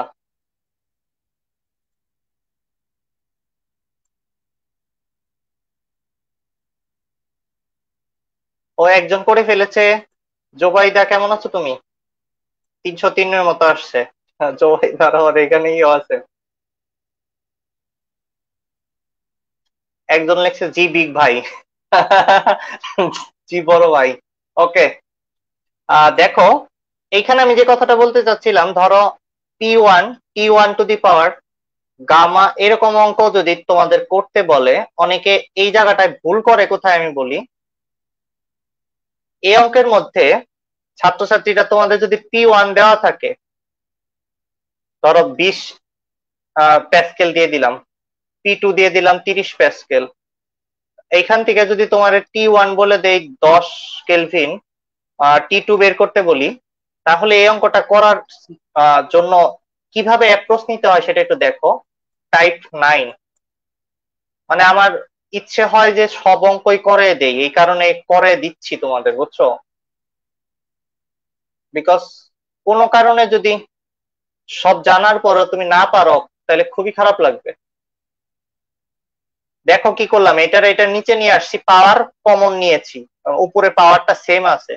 এরপরে আমি পি আর P1 আর P2 কে একসাথে লিখেছি। এই জিনিসটাকে এখন T2 বের করতে গেলে ওই পাশে দিয়ে দিতে হবে, সূচকের ক্যালকুলেশন 9-10 যেটা করছিলে ওইটাই করতে হবে। এই জিনিসটা এই পাশে এসে উল্টা হয়ে যাবে। বায়ু বলে দিলে গামার মান সামথিং কত হয়, এখানে লেখা আছে মনে হয়, উপরে লিখছিলাম, কই যেন, গামা গামা গামা কই, এই তো গামা। গামা বায়ু বলে দিলে 7/5 হবে। তো টাইপ 8-এরই একটা ভার্সন, এটা টাইপ 8 করাইতেছি 7/5। এরপরে সবকিছুর মান বসাইলে তুমি T2 বের করে ফেলতে পারবা। কিন্তু এই যে ক্যালকুলেশনটা করলাম না, এটা পারে না অনেকে, এটা ভুলে গেছে, 9-10 করছিল তো, এই অঙ্ক আসলে পারে না। এই কারণে যারা একটু দুর্বল আছে গণিতে তাদের জন্য এইটুক করে দিলাম আমি।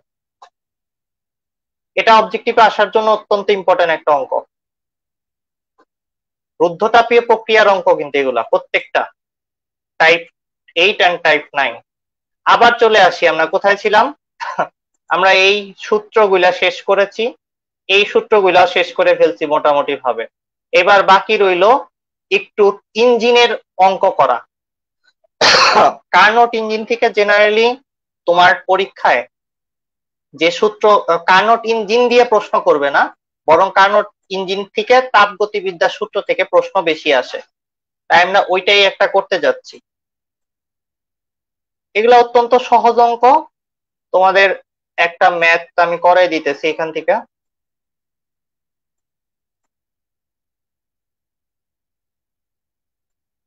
দেখো, প্রথমত এখানে সূত্র কি কি লাগবে সেটা লিখে দিচ্ছি, তোমাদের সূত্রের এই নোটটাও দিয়ে দেবো, বাট নোটটা অনেকে পড়তে পারবে না, এই কারণে আমি এটা লিখে দিচ্ছি।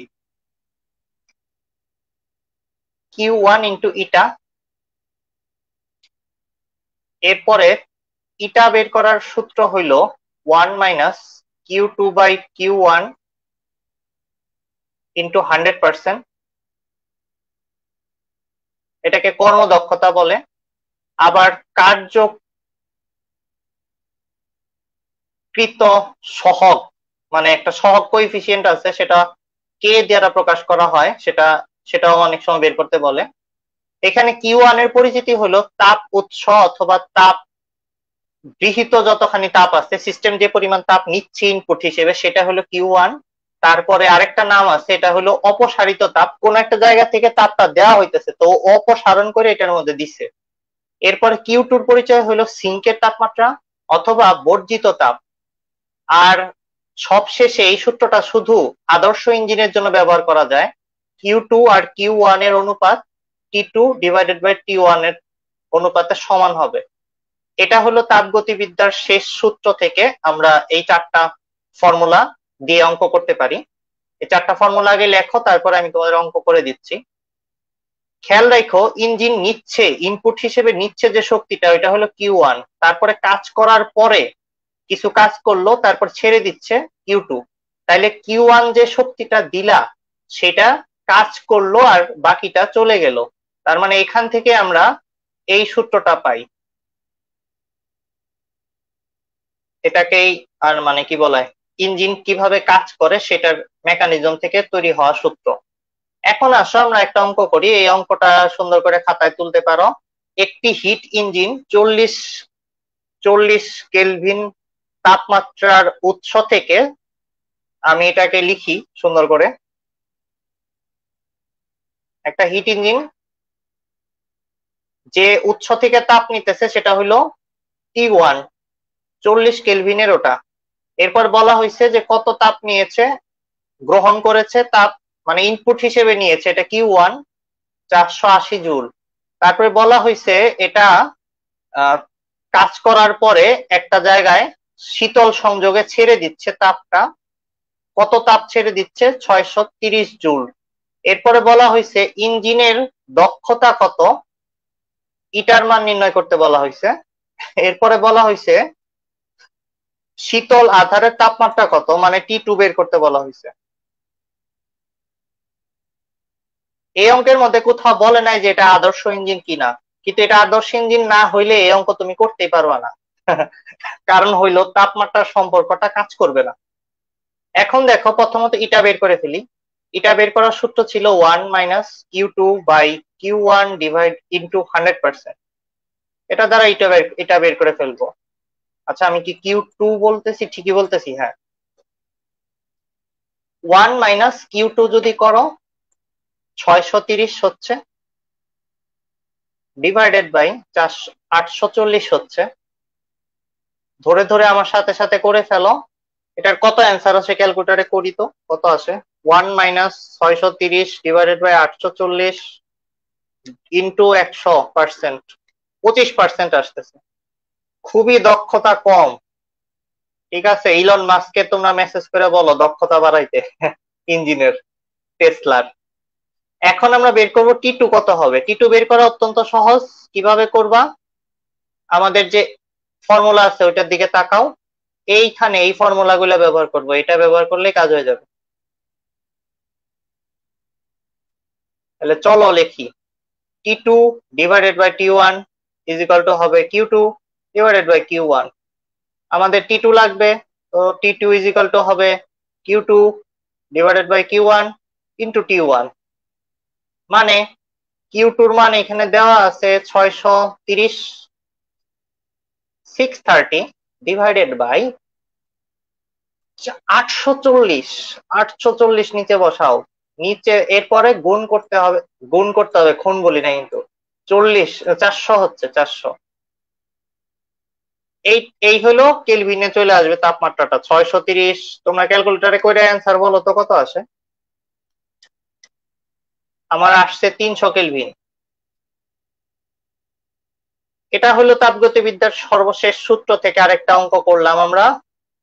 এই অঙ্ক টাইপ করাও আছে, আবার হাতে আমি করে দিলাম। এটাকে আমরা বলতে পারি কত? টাইপ 10। এটাকে লিখি টাইপ 10। ওকে, এই তো। এটা আমি তোমাদের নোটে দিয়ে দেব। আর তোমরা এই অঙ্কটা বুঝছো কিনা, এই 1 2 3 4 চারটা সূত্র মোটামুটি একটু ব্যবহার করে দেখালাম তোমাদের। হ্যাঁ, 300 হবে। আফসানেরও ঠিক আছে, জোবাইদারও ঠিক আছে। আহ তুমি নাকি ফুল ক্লাসে থাকো? আচ্ছা, অপমান করতেছে সুবর্ণা, নিজের বান্ধবীদের ধরে ধরে টাইট দিতেছে। আচ্ছা আচ্ছা, জি ভাই, নোটগুলো দিয়ে দিন। তাই বলে কি তুমি অঙ্ক করবা না নাকি? তুমি যদি চলে যাও তাহলে কিন্তু আহ, নাও দিতে পারি। কোনো মানে কোনো বিশ্বাস নাই, নোটগুলো দিতেও পারি নাও দিতে পারি। তো তোমরা যারা আমাদের সাথে আছো, আবার মনে করিয়ে দিচ্ছি, তাপগতিবিদ্যা আমরা পড়তেছি এবং তাপগতিবিদ্যার প্রশ্ন আসে 4টা জায়গা থেকে। সেই 4টা জায়গার মধ্যে মোস্ট ইম্পর্টেন্ট জায়গা হলো 2টা। একটা হলো তাপগতিবিদ্যার সূত্র 2টা, সেখান থেকে অঙ্ক। আর একটা হলো এনট্রপি, যেটা সর্বশেষ টপিক, আমরা এখন ওইটাতে যাব। আর বাকিগুলো অবজেক্টিভের জন্য বেশি ইম্পর্টেন্ট, এবং খ আর গ নম্বরের জন্য শুধু ইম্পর্টেন্ট। সেটা হলো তাপমাত্রার স্কেল নিয়ে কথাবার্তা, আর হলো রুদ্ধতাপীয় প্রক্রিয়ার অঙ্কগুলো, পিভি, এনআরটি, সিপি, সিবি নিয়ে কথাবার্তা গুলো। তো আমরা 4 নম্বর সেগমেন্টে এনট্রপি নিয়ে একটা অঙ্ক করব। জাস্ট একটা অঙ্ক করলে ফুল এনট্রপি হয়ে যায়। কিন্তু এনট্রপি নিয়ে যারা কম্পিটিশন করতে চাও, মানে যারা IIT, MIT, BUET, RUET, SUST, Butex, Dhaka ভার্সিটিতে যাইতে চাও, তাদের এনট্রপির উপরে আমার একটা টোটাল 25 26 মিনিটের ক্লাস আছে। ওইটা করা লাগবে, কিছু করার নাই। বাট বোর্ডে প্লাস পাওয়ার জন্য এই যে মাত্র এনট্রপি থেকে একটা অঙ্ক করে দেবো, ওইটুক করলেই হবে, আর কিছু দরকার নাই। চলো করি। এখন আমরা যেটা করব এটা হলো আমাদের টাইপ 11। তাহলে লেখো টাইপ 11, টাইপ 11। এখান থেকে আমরা যে অঙ্ক করব সেটা করার জন্য আমাদের সূত্র লাগবে এনট্রপি পরিবর্তন নির্ণয় সূত্র। এনট্রপিও নির্ণয় করা যায়, সেটারও সূত্র আছে। বোল্টজম্যানের কবরের মধ্যে খোদাই করা একটা সূত্র আছে, বিজ্ঞানী বোল্টজম্যানের কবর একটা সূত্র আছে। ওটা দিয়ে এনট্রপি নির্ণয় করা যায়, কিন্তু তোমাদের ওটা সিলেবাসে নাই। তোমাদের এনট্রপি পরিবর্তন নির্ণয় করার সূত্রগুলো আছে, এমএস লন T2/T1। তোমরা সূত্রের পাশে লিখতে পারো।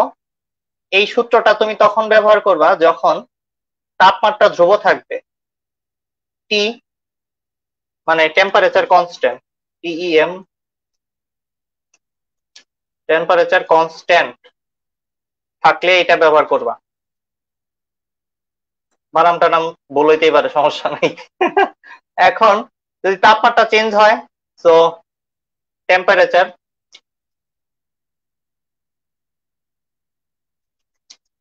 ভেরিয়েবল ভেরিয়েবল হইলে, তাপমাত্রা চেঞ্জ হইলে দ্বিতীয় সূত্রটা ব্যবহার করবা। এখন এটা দিয়ে আমরা একটা অঙ্ক করবো মাত্র, তাহলে হয়ে যাবে সব। আমাদের যদি প্রশ্নে বলা থাকে যে -5 ডিগ্রি সেলসিয়াস তাপমাত্রার আইসকে বা বরফকে, আইস বানাম লিখতে তো কাম সারা হয়ে যেতেছে গারে পোলাপাইন।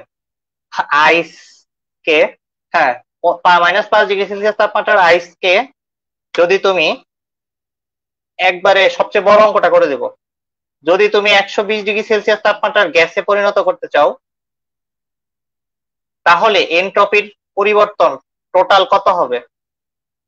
এনট্রপি দিয়ে ঘ নম্বরে কেমনে প্যাচ দিতে পারে সেটা নিয়ে পরে কথা বলবো, টাইপ 12 এর দিকে গিয়া। বাট টাইপ 11 এ আপাতত কিছুই করা লাগবে না, এই একটা অঙ্ক করলেই হবে। এই একটা অঙ্ক দেখো, এনট্রপির সবচেয়ে বড় অঙ্ক, এটা মোটামুটি অনেক বড় হবে। বাট আমি করে দেব সবগুলোই, পুরোটাই ধরে ধরে। দেখো, আমাদের যে তাপমাত্রা আছে এখন বর্তমানে, সেটা থেকে কয় ধাপে আমার অঙ্কটা করতে হবে। এই অঙ্কের প্রথম ধাপ হইল স্টেপ 1। আমাদের তাপমাত্রা -5 ডিগ্রি থেকে আমাদের 0 ডিগ্রি সেলসিয়াসের আইসে পরিণত করতে হবে আগে এটাকে। এতে এনট্রপি পরিবর্তন কিভাবে নির্ণয় করব? দেখো, তাপমাত্রা চেঞ্জ হইতেছে, তাহলে কোন সূত্র ব্যবহার করব কমেন্টে জানাও। এইটা ব্যবহার করা লাগবে, এমএস। আচ্ছা, আরেকটা ব্যাপার, এই অঙ্কের মধ্যে বরফের যে ভরটা সেটা দেওয়া রয়েছে সামথিং 2 কেজি, আর কিছু দেওয়া নাই প্রশ্নে, 2 কেজি এতটুকুই দেওয়া রয়েছে, এই তো। এখন আমরা করি অঙ্কটা। প্রথম স্টেপে এই পরিবর্তনের জন্য একটা ডেলএস আসবে, এটাকে আমরা ডেলএস 1 বলতেছি। তো করার আগে আগে স্টেপ গুলা তৈরি করে নেই, তাহলে পরে করতে সুবিধা হবে। স্টেপ 2 তে কি হবে?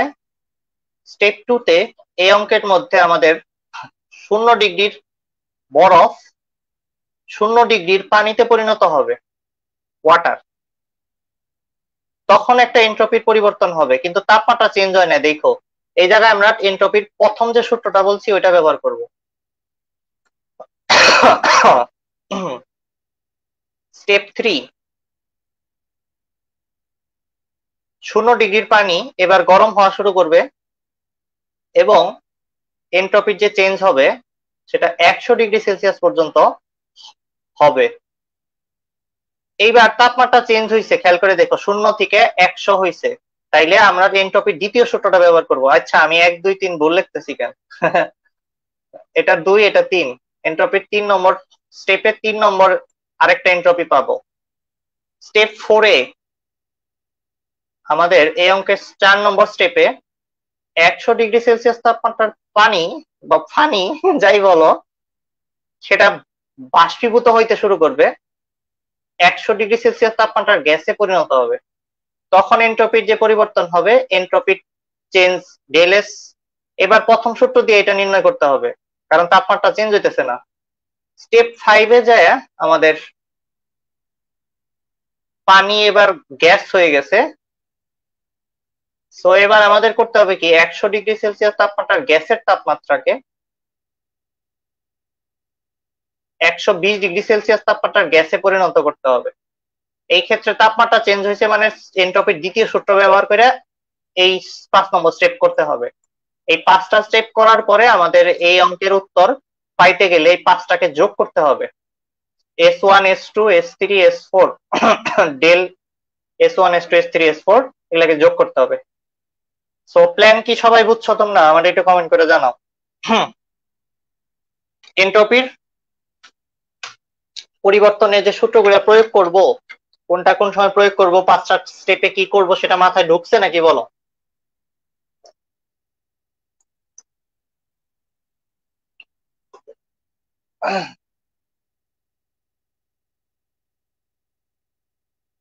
ওকে, আফসানা বলেছে জি ভাইয়া, জুবাইদা বলেছে জি ভাইয়া বুঝেছি। আমরা এখন খুব স্পিডে এগুলা করে ফেলবো। অনেক ডিটেলসে এনট্রপি থেকে সব থেকে বড় এই অঙ্কটাই করা যায়, সো এটা আমি করে দিচ্ছি। তাই এনট্রপি নিয়ে আরো ছোটখাটো বাচ্চা যেগুলো আসবে সেটা তোমরা এমনি পারবা। সুবর্ণা বলতেছে কেমন আছেন এতক্ষণ পরে।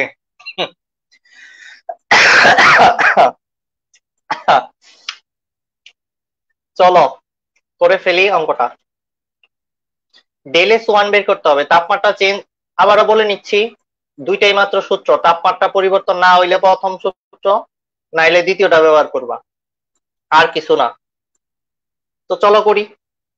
তাপমাত্রা এনে চেঞ্জ হইতেছে দেখা যাইতেছে, তাই প্রথম সূত্র না দ্বিতীয়টা ব্যবহার করতে হবে। তাই আমরা লিখবো M S ln T two divided by T one. M এর জায়গায় 2 কেজি 2 বসাও, আর এস এর জায়গায় বস্তুটার দিকে তাকাও, বরফ আছে না বরফ, তাহলে বরফের আমাদের ই বসাইতে হবে।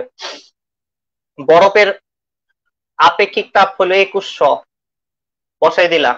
আচ্ছা, যারা জানো না তাদের জন্য বলে দিতেছি, আমাদের এই অঙ্ক করার জন্য কতগুলো মুখস্থ ডাটা লাগবে।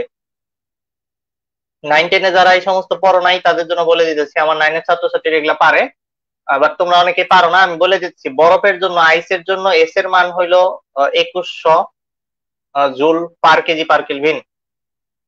আর পানির জন্য আমি মনে হয় ঠিক লিখতেছি 4200 joule per KG per kelvin. আর গ্যাসের জন্য এস এর মান হবে 2000।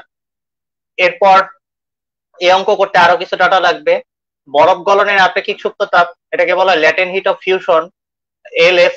ল্যাটেন্ট হিট অফ ফিউশন লাগবে, এটা হলো 336,000 জুল পার কেজি। এটা পার কেলভিন লিখো না, কারণ এটা সুপ্ত তাপ। ঠিক আছে, ঘুমিয়ে ছিল এই তাপ। আর এরপরে যেটা লাগবে গ্যাস হওয়ার জন্য, vaporisation, LV, latent heat of vaporisation বা বাষ্পীভবনের আপেক্ষিক সুপ্ত তাপ। Latent heat of vaporisation or বাষ্পীভবনের আপেক্ষিক সুপ্ত তাপ, সেটা লাগবে, সেটা একটু বেশি, 2268000। আমি কোনো ডাক্তার না, তাই এই মানগুলো একটু বইয়ের থেকে চেক করে নিতে পারো, 9-10 এর বইয়ে আছে। তারপরেও আমার মনে হইতেছে ঠিকই লিখছি।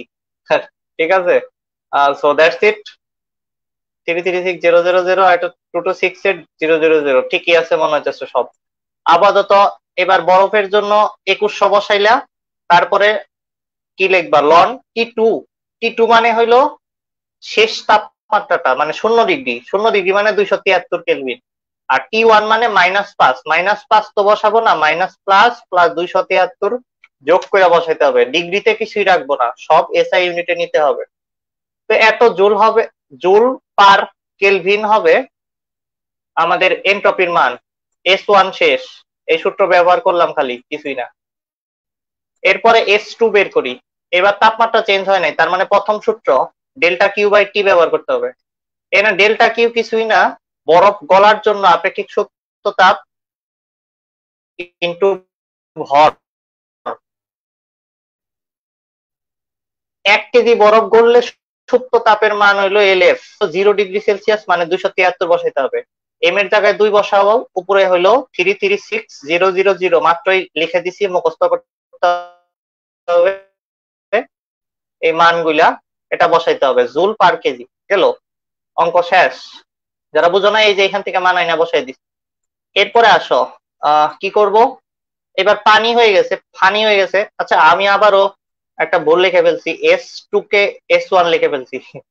আচ্ছা, এই তো এস থ্রি। এবার দেখো তাপমাত্রা চেঞ্জ হইতেছে, তাহলে দ্বিতীয় সূত্র ব্যবহার করব। সোজা কথা, চেঞ্জ হইলে দ্বিতীয় সূত্র, না হইলে প্রথম সূত্র। লন টি2/টি1 করো। এম এর মান কত হবে, 2 কেজি। এবার পানি আছে, পানি পানি পানি পানি, এটার জন্য এস এর মানটা কত, ওই যে লেখা আছে, এই যে টেবিলে লিখে দিচ্ছি 4200। এটা কিন্তু প্রশ্নে দেবে না তোমারে, টিচার কিচ্ছু বলে দেবে না, তোমার মনে রাখতে হবে। আর লন টি2 মান কত, টি2 মানে শেষ তাপমাত্রাটা 100, কিন্তু কেলভিনে নিতে হবে। আর 0 ডিগ্রি, এটাকে কেলভিনে নিতে হবে। ব্যাস, জুল পার কেলভিন অ্যান্সার হয়ে গেল আমাদের। এনট্রপি 3 নম্বর এনট্রপি বের করে ফেললাম। এবার 4 নম্বর এনট্রপি, তাপমাত্রা চেঞ্জ হইতেছে না দেখা যায়, তাহলে কি করতে হবে। সরি,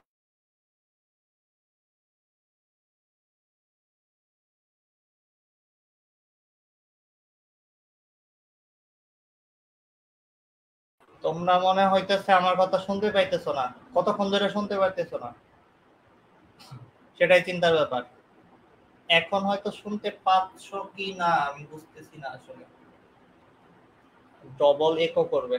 আচ্ছা আমি একটু দাঁড়াও, ঠিক করে নেই, লাইনটা নেটওয়ার্ক ড্রপ করেছে। আচ্ছা আতাহারা বলতেছে ক্লিয়ার, বাট আমি তো হ্যাং হয়ে গেছি দেখা যাচ্ছে। ক্লিয়ার হইলাম কেমনে? আমি তো ক্লিয়ার হয়ে গেছি গা। হ্যাঁ, কিছু সেকেন্ড টাইম দাও, ঠিক করতেছি লাইনটারে।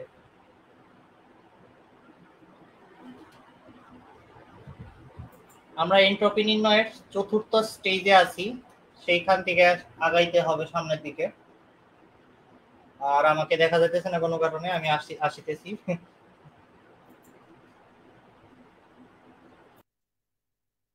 ওকে, আমি চলে আসছি আবার। এখন তোমরা শুনতে পাচ্ছ আমাকে? একটু কনফার্ম করেন তো আপনারা সবাই, সবাই ক্লিয়ার কিনা? এনট্রপি থেকে মোস্ট ইম্পর্টেন্ট অঙ্ক যেটা হতে পারে সেটা আমি এখন করে দিতেছি তোমাদের।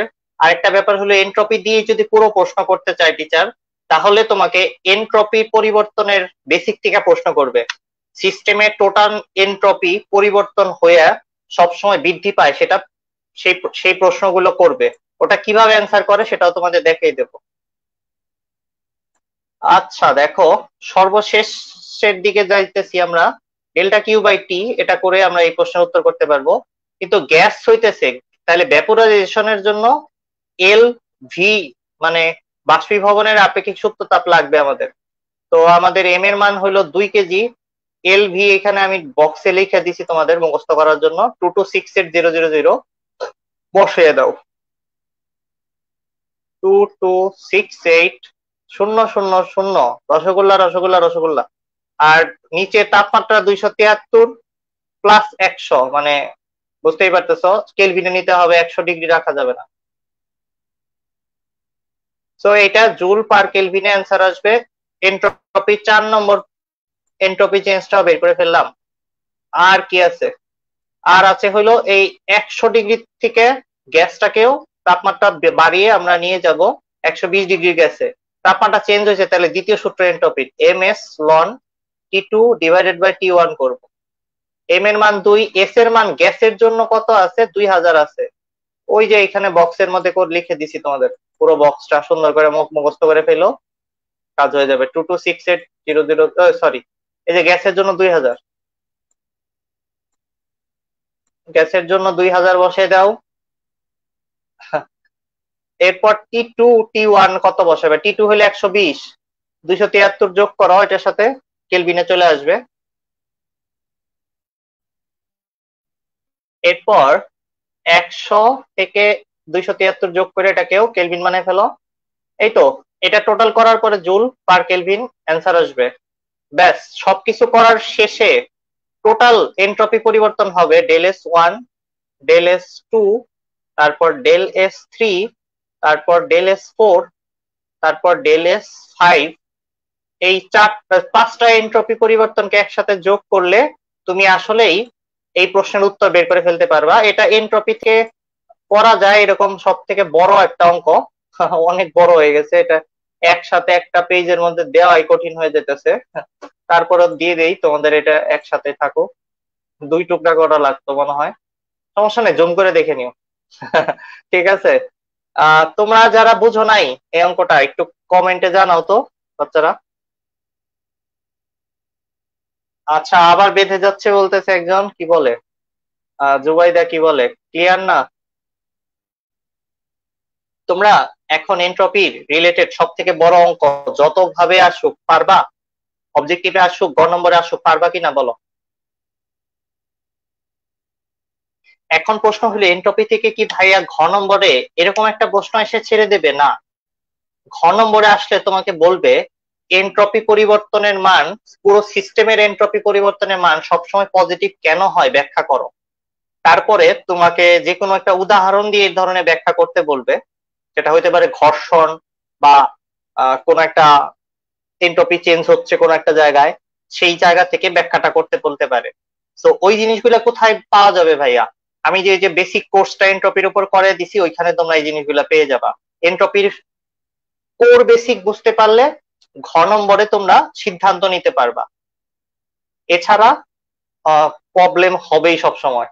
সো তোমাদের পুরো ক্লাসের সামারি হলো মাত্র 4টা জায়গা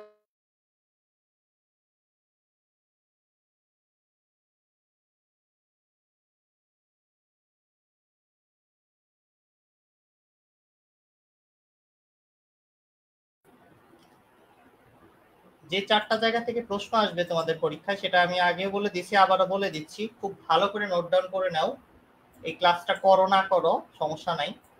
তাপমাত্রার স্কেল থেকে অবজেক্টিভ আসার সম্ভাবনা অনেক বেশি এবং খ নম্বরে কিছু প্রশ্ন আসতে পারে, যেমন দুই স্থির বিন্দু নিয়ে বিভিন্ন ব্যাখ্যা আসতে পারে। এরপরে তোমাকে যে প্রশ্নটা করতে পারে সেটা হলো তাপগতিবিদ্যার সূত্র নিয়ে। এটা ভেরি ভেরি ইম্পর্টেন্ট এই চ্যাপ্টারের। সৃজনশীলের গ আর ঘ দুইটা সেগমেন্টই এখান থেকে আসার মতো। আর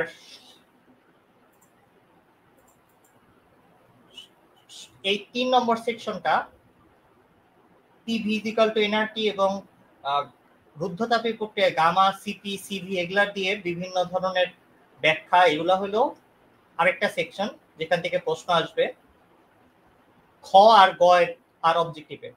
আর এনট্রপি থেকে এমসিকিউ এবং এমসিকিউ এবং গ নম্বরে প্রশ্ন আসার সম্ভাবনা অনেক বেশি। সো ওভারঅল এগুলা হইল তোমাদের সাজেশন মাত্র 4টা সেকশন থেকে। এখন কিছু খ নম্বর নিয়ে তোমাদের সাথে কথা বলবো। যে খ নম্বর গুলো পরীক্ষায় আসবে, কিভাবে আসবে খ নম্বর গুলা, সেটা নিয়ে তোমাদের সাথে একটু কথা বলবো আমি। দেখো, ইকো করার কথা, ডবল সাউন্ড দেওয়া হয়েছে। আচ্ছা, খ নম্বর থেকে কি কি প্রশ্ন আসবে খুব ভালো করে বুঝে নাও। 1 নম্বর প্রশ্ন হইল তোমাকে বিভিন্ন সিস্টেম সম্পর্কে জানতে হবে। তোমাকে একটা জিনিস দিয়ে বলতে পারে যে একটা একটা পাত্রের ঢাকনা নাই, ওই পাত্রটা কি ধরনের সিস্টেম ব্যাখ্যা করো। আবার একটা পাত্রের ঢাকনা আছে, বা তোমাকে বললো তুমি যে স্কুলে গরম পানির ফ্লাক্স নিয়ে যাও বা পানি গরম রাখার জন্য ফ্লাক্স নিয়ে যাও, সেটা কোন ধরনের সিস্টেম। একটা হটপট কোন ধরনের সিস্টেম। এই জিনিসগুলো ব্যাখ্যা করার জন্য তোমাদের জানতে হবে open system, close system, isolated system, মানে মুক্ত সিস্টেম, বদ্ধ সিস্টেম, তারপরে হলো আইসোলেটেড সিস্টেম বা পৃথকীকৃত সিস্টেম। এই 3টা সিস্টেম সম্পর্কে ভালো মতো জানা লাগবে। বা এই গেল হইলো এই ব্যাপারগুলো, এগুলো খ নম্বরের জন্য ইম্পর্টেন্ট। এরপরে আসো, তোমাদের বলতে পারে যে তুমি টেবিলের উপর দিয়ে কোনো কিছু ঘষা দিয়ে একটা কিছু নিয়ে যাচ্ছ, এটা কেমন ধরনের প্রক্রিয়া ব্যাখ্যা করো। তুমি যে ঘষা দিচ্ছ, ঘর্ষণ, এটা কি প্রত্যাবর্তী প্রক্রিয়া নাকি অপ্রত্যাবর্তী প্রক্রিয়া, সেটা ব্যাখ্যা করতে বলতে পারে। এটাও চ্যাপ্টারের শেষের দিকে তোমরা পেয়ে যাবা, প্রত্যাবর্তী প্রক্রিয়া কাকে বলে, এবং উদাহরণগুলো মুখস্থ রাখবা ভালো মতো করে, যে কোনটা প্রত্যাবর্তী প্রক্রিয়ার উদাহরণ, কোনটা অপ্রত্যাবর্তী প্রক্রিয়ার উদাহরণ। এই জিনিসগুলা তোমাদের ক্লিয়ার রাখতে হবে। তার মানে প্রক্রিয়া, প্রথমে বললাম সিস্টেম, তারপরে হলো প্রক্রিয়া, প্রত্যাবর্তী আর অপ্রত্যাবর্তী প্রক্রিয়া। এগুলা যারা আমার কাছ থেকে বলতেছো ভাইয়া ব্যাখ্যা করে দিতেছেন না কেন, তাদের বলবো আমি তোমাদের বেসিক ক্লাসের লিঙ্কটা দিয়ে দেবো, ওটার মধ্যে টোটাল বেসিক কোর্স করানো আছে, ওটার মধ্যে এই সমস্ত কিছু ব্যাখ্যা করা আছে। এরপরে আসো অবজেক্টিভ খ নম্বরের জন্য আরো প্রশ্ন কোথা থেকে আসবে। তোমাকে বলবে যে কোনো কিছুতে ধীরে ধীরে তাপ দিলে সেটা কি ধরনের প্রক্রিয়া হইতে পারে ব্যাখ্যা করো।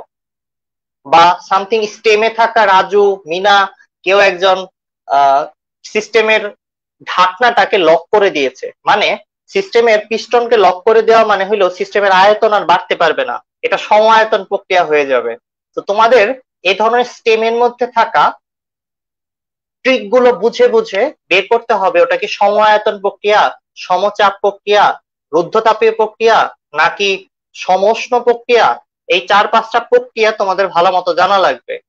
আর এটা হলো শক্তির প্রত্যাবর্তন আর হলো প্রক্রিয়া। সিস্টেম এবং প্রক্রিয়া এই চ্যাপ্টারের খ নম্বরের জন্য টপ, সব থেকে টপে আছে, যেগুলা থেকে তোমার ব্যাখ্যাগুলো আসবে। আরেকটা ব্যাখ্যা আছে খ নম্বরে করার মতো, সেটা হলো রুদ্ধতাপীয় প্রক্রিয়ার গ্রাফ আর হলো সমষ্ণ প্রক্রিয়ার গ্রাফ কোনটা বেশি খাড়া, মানে কোনটা বেশি স্লোপ মান দিচ্ছে, সেটা ব্যাখ্যা করা যায় দুইটা ভাবে। একটা হইলো সূত্র দ্বারা, সিপি মাইনাস সিবি করে ব্যাখ্যা করা যায়, আবার আরেকটা ব্যাখ্যা করা যায় গ্রাফ দ্বারা। তো তোমরা দুইটা ব্যাখ্যায় আমি যে কোর্স পরেই রাখছি তোমাদের, ওইটার মধ্যে পেয়ে যাবা সিপি আর সিবি এর মধ্যে কোনটা আচ্ছা, রুদ্ধতাপীয় প্রক্রিয়ার গ্রাফ কেন খাড়া হয় বেশি, সেটার গাণিতিক ব্যাখ্যা এবং গ্রাফিক্যাল ব্যাখ্যা দুইটাই তোমাদের শিখতে হবে। এই দুইটা খ নম্বরের জন্য অনেক ইম্পর্টেন্ট। আরেকটা ব্যাপার হলো অবজেক্টিভের জন্য ইম্পর্টেন্ট। এখানে আর বাকি আরেকটা অত্যন্ত গুরুত্বপূর্ণ টপিক আছে, সেটা হলো সিপি থেকে সিবি বড় কেন। এটা চিকেন ফ্রাই না, কিন্তু সিপি বলতে এটা বোঝাইতেছে না। সিপি কেন সিভির থেকে বড় হয় সেটার গাণিতিক ব্যাখ্যা করা যেতে পারে। গাণিতিক ব্যাখ্যা আসলে গ নম্বরে আসবে, অঙ্ক করে প্রমাণ করতে বলবে। আর খ নম্বরে যদি আসে তাহলে তোমার তাত্ত্বিক ব্যাখ্যা করতে হবে। এই দুটা ব্যাখ্যাই আমি যে কোর্সের লিঙ্ক দিয়ে দেবো, এটার মধ্যে পেয়ে যাবা। তোমরা 1 ঘন্টার মধ্যে পুরো বেসিকটা কভার করতে পারবা। এই প্রত্যেকটা প্রশ্ন বেসিক থেকে হচ্ছে। সিস্টেম কাকে বলে, প্রক্রিয়া, অপ্রত্যাবর্তী অপ্রত্যাবর্তী প্রক্রিয়া, তারপরে সমষ্ণ প্রক্রিয়া, রুদ্ধতাপীয় প্রক্রিয়া, সমায়তন প্রক্রিয়া, সমচাপ প্রক্রিয়া, এই জিনিসগুলো থেকে হচ্ছে। ইংলিশ ভার্সনে যারা আছো তাদের বলতেছি, সমতাপীয় মানে হলো আইসোথার্ম, আর সমচাপীয় মানে হলো আইসোবারিক, আর সম রুদ্ধতাপীয় মানে হলো অ্যাডিয়াবেটিক প্রসেস। হ্যাঁ ঠিক আছে, অনেকক্ষণ ধরে হয়তো রুদ্ধতাপীয় করতেছি, ইংলিশ ভার্সনে কেউ কিছু বুঝতেছে না। রুদ্ধতাপীয় মানে অ্যাডিয়াবেটিক প্রসেস। আর কি আছে, সমায়তন মানে হলো কি বলা হয়, আইসোভলিমেট্রিক প্রসেস বলতে পারো। So that's it. এই কয়েকটা জিনিস আমি যে পাশে দেখাই রাখছি তোমাকে, এইখান থেকে খ নম্বর প্রশ্ন আসবে। That's it. এই পুরো চ্যাপ্টার কভার করে ফেললাম আজকের ক্লাসে। তোমরা যারা যারা ছিলে তারা অত্যন্ত যত্নের সাথে জিনিসগুলোকে গুছিয়ে ফেলো। এবং আবারও একটা জিনিসই বের করে দেখাচ্ছি, আমি যে সূত্রের গুচ্ছ এখানে দেখাইছি, এই কয়টা সূত্র থেকে পরীক্ষায় সমস্ত প্রশ্ন অ্যান্সার করতে পারবা। এবং এই সূত্রগুলা থেকেই গ এবং ঘ এর সম্পূর্ণ ব্যাখ্যা করা সম্ভব। তোমাদের এই যে নোটটা আছে সেটা আমি দিয়ে দিচ্ছি ক্লাসের পরেই, কিছুক্ষণ পরে পেয়ে যাবা। ভালো থেকো, আর তোমাদের ফ্রেন্ডদের সাথে ভিডিওটা শেয়ার করো, তাদেরকে হেল্প করো।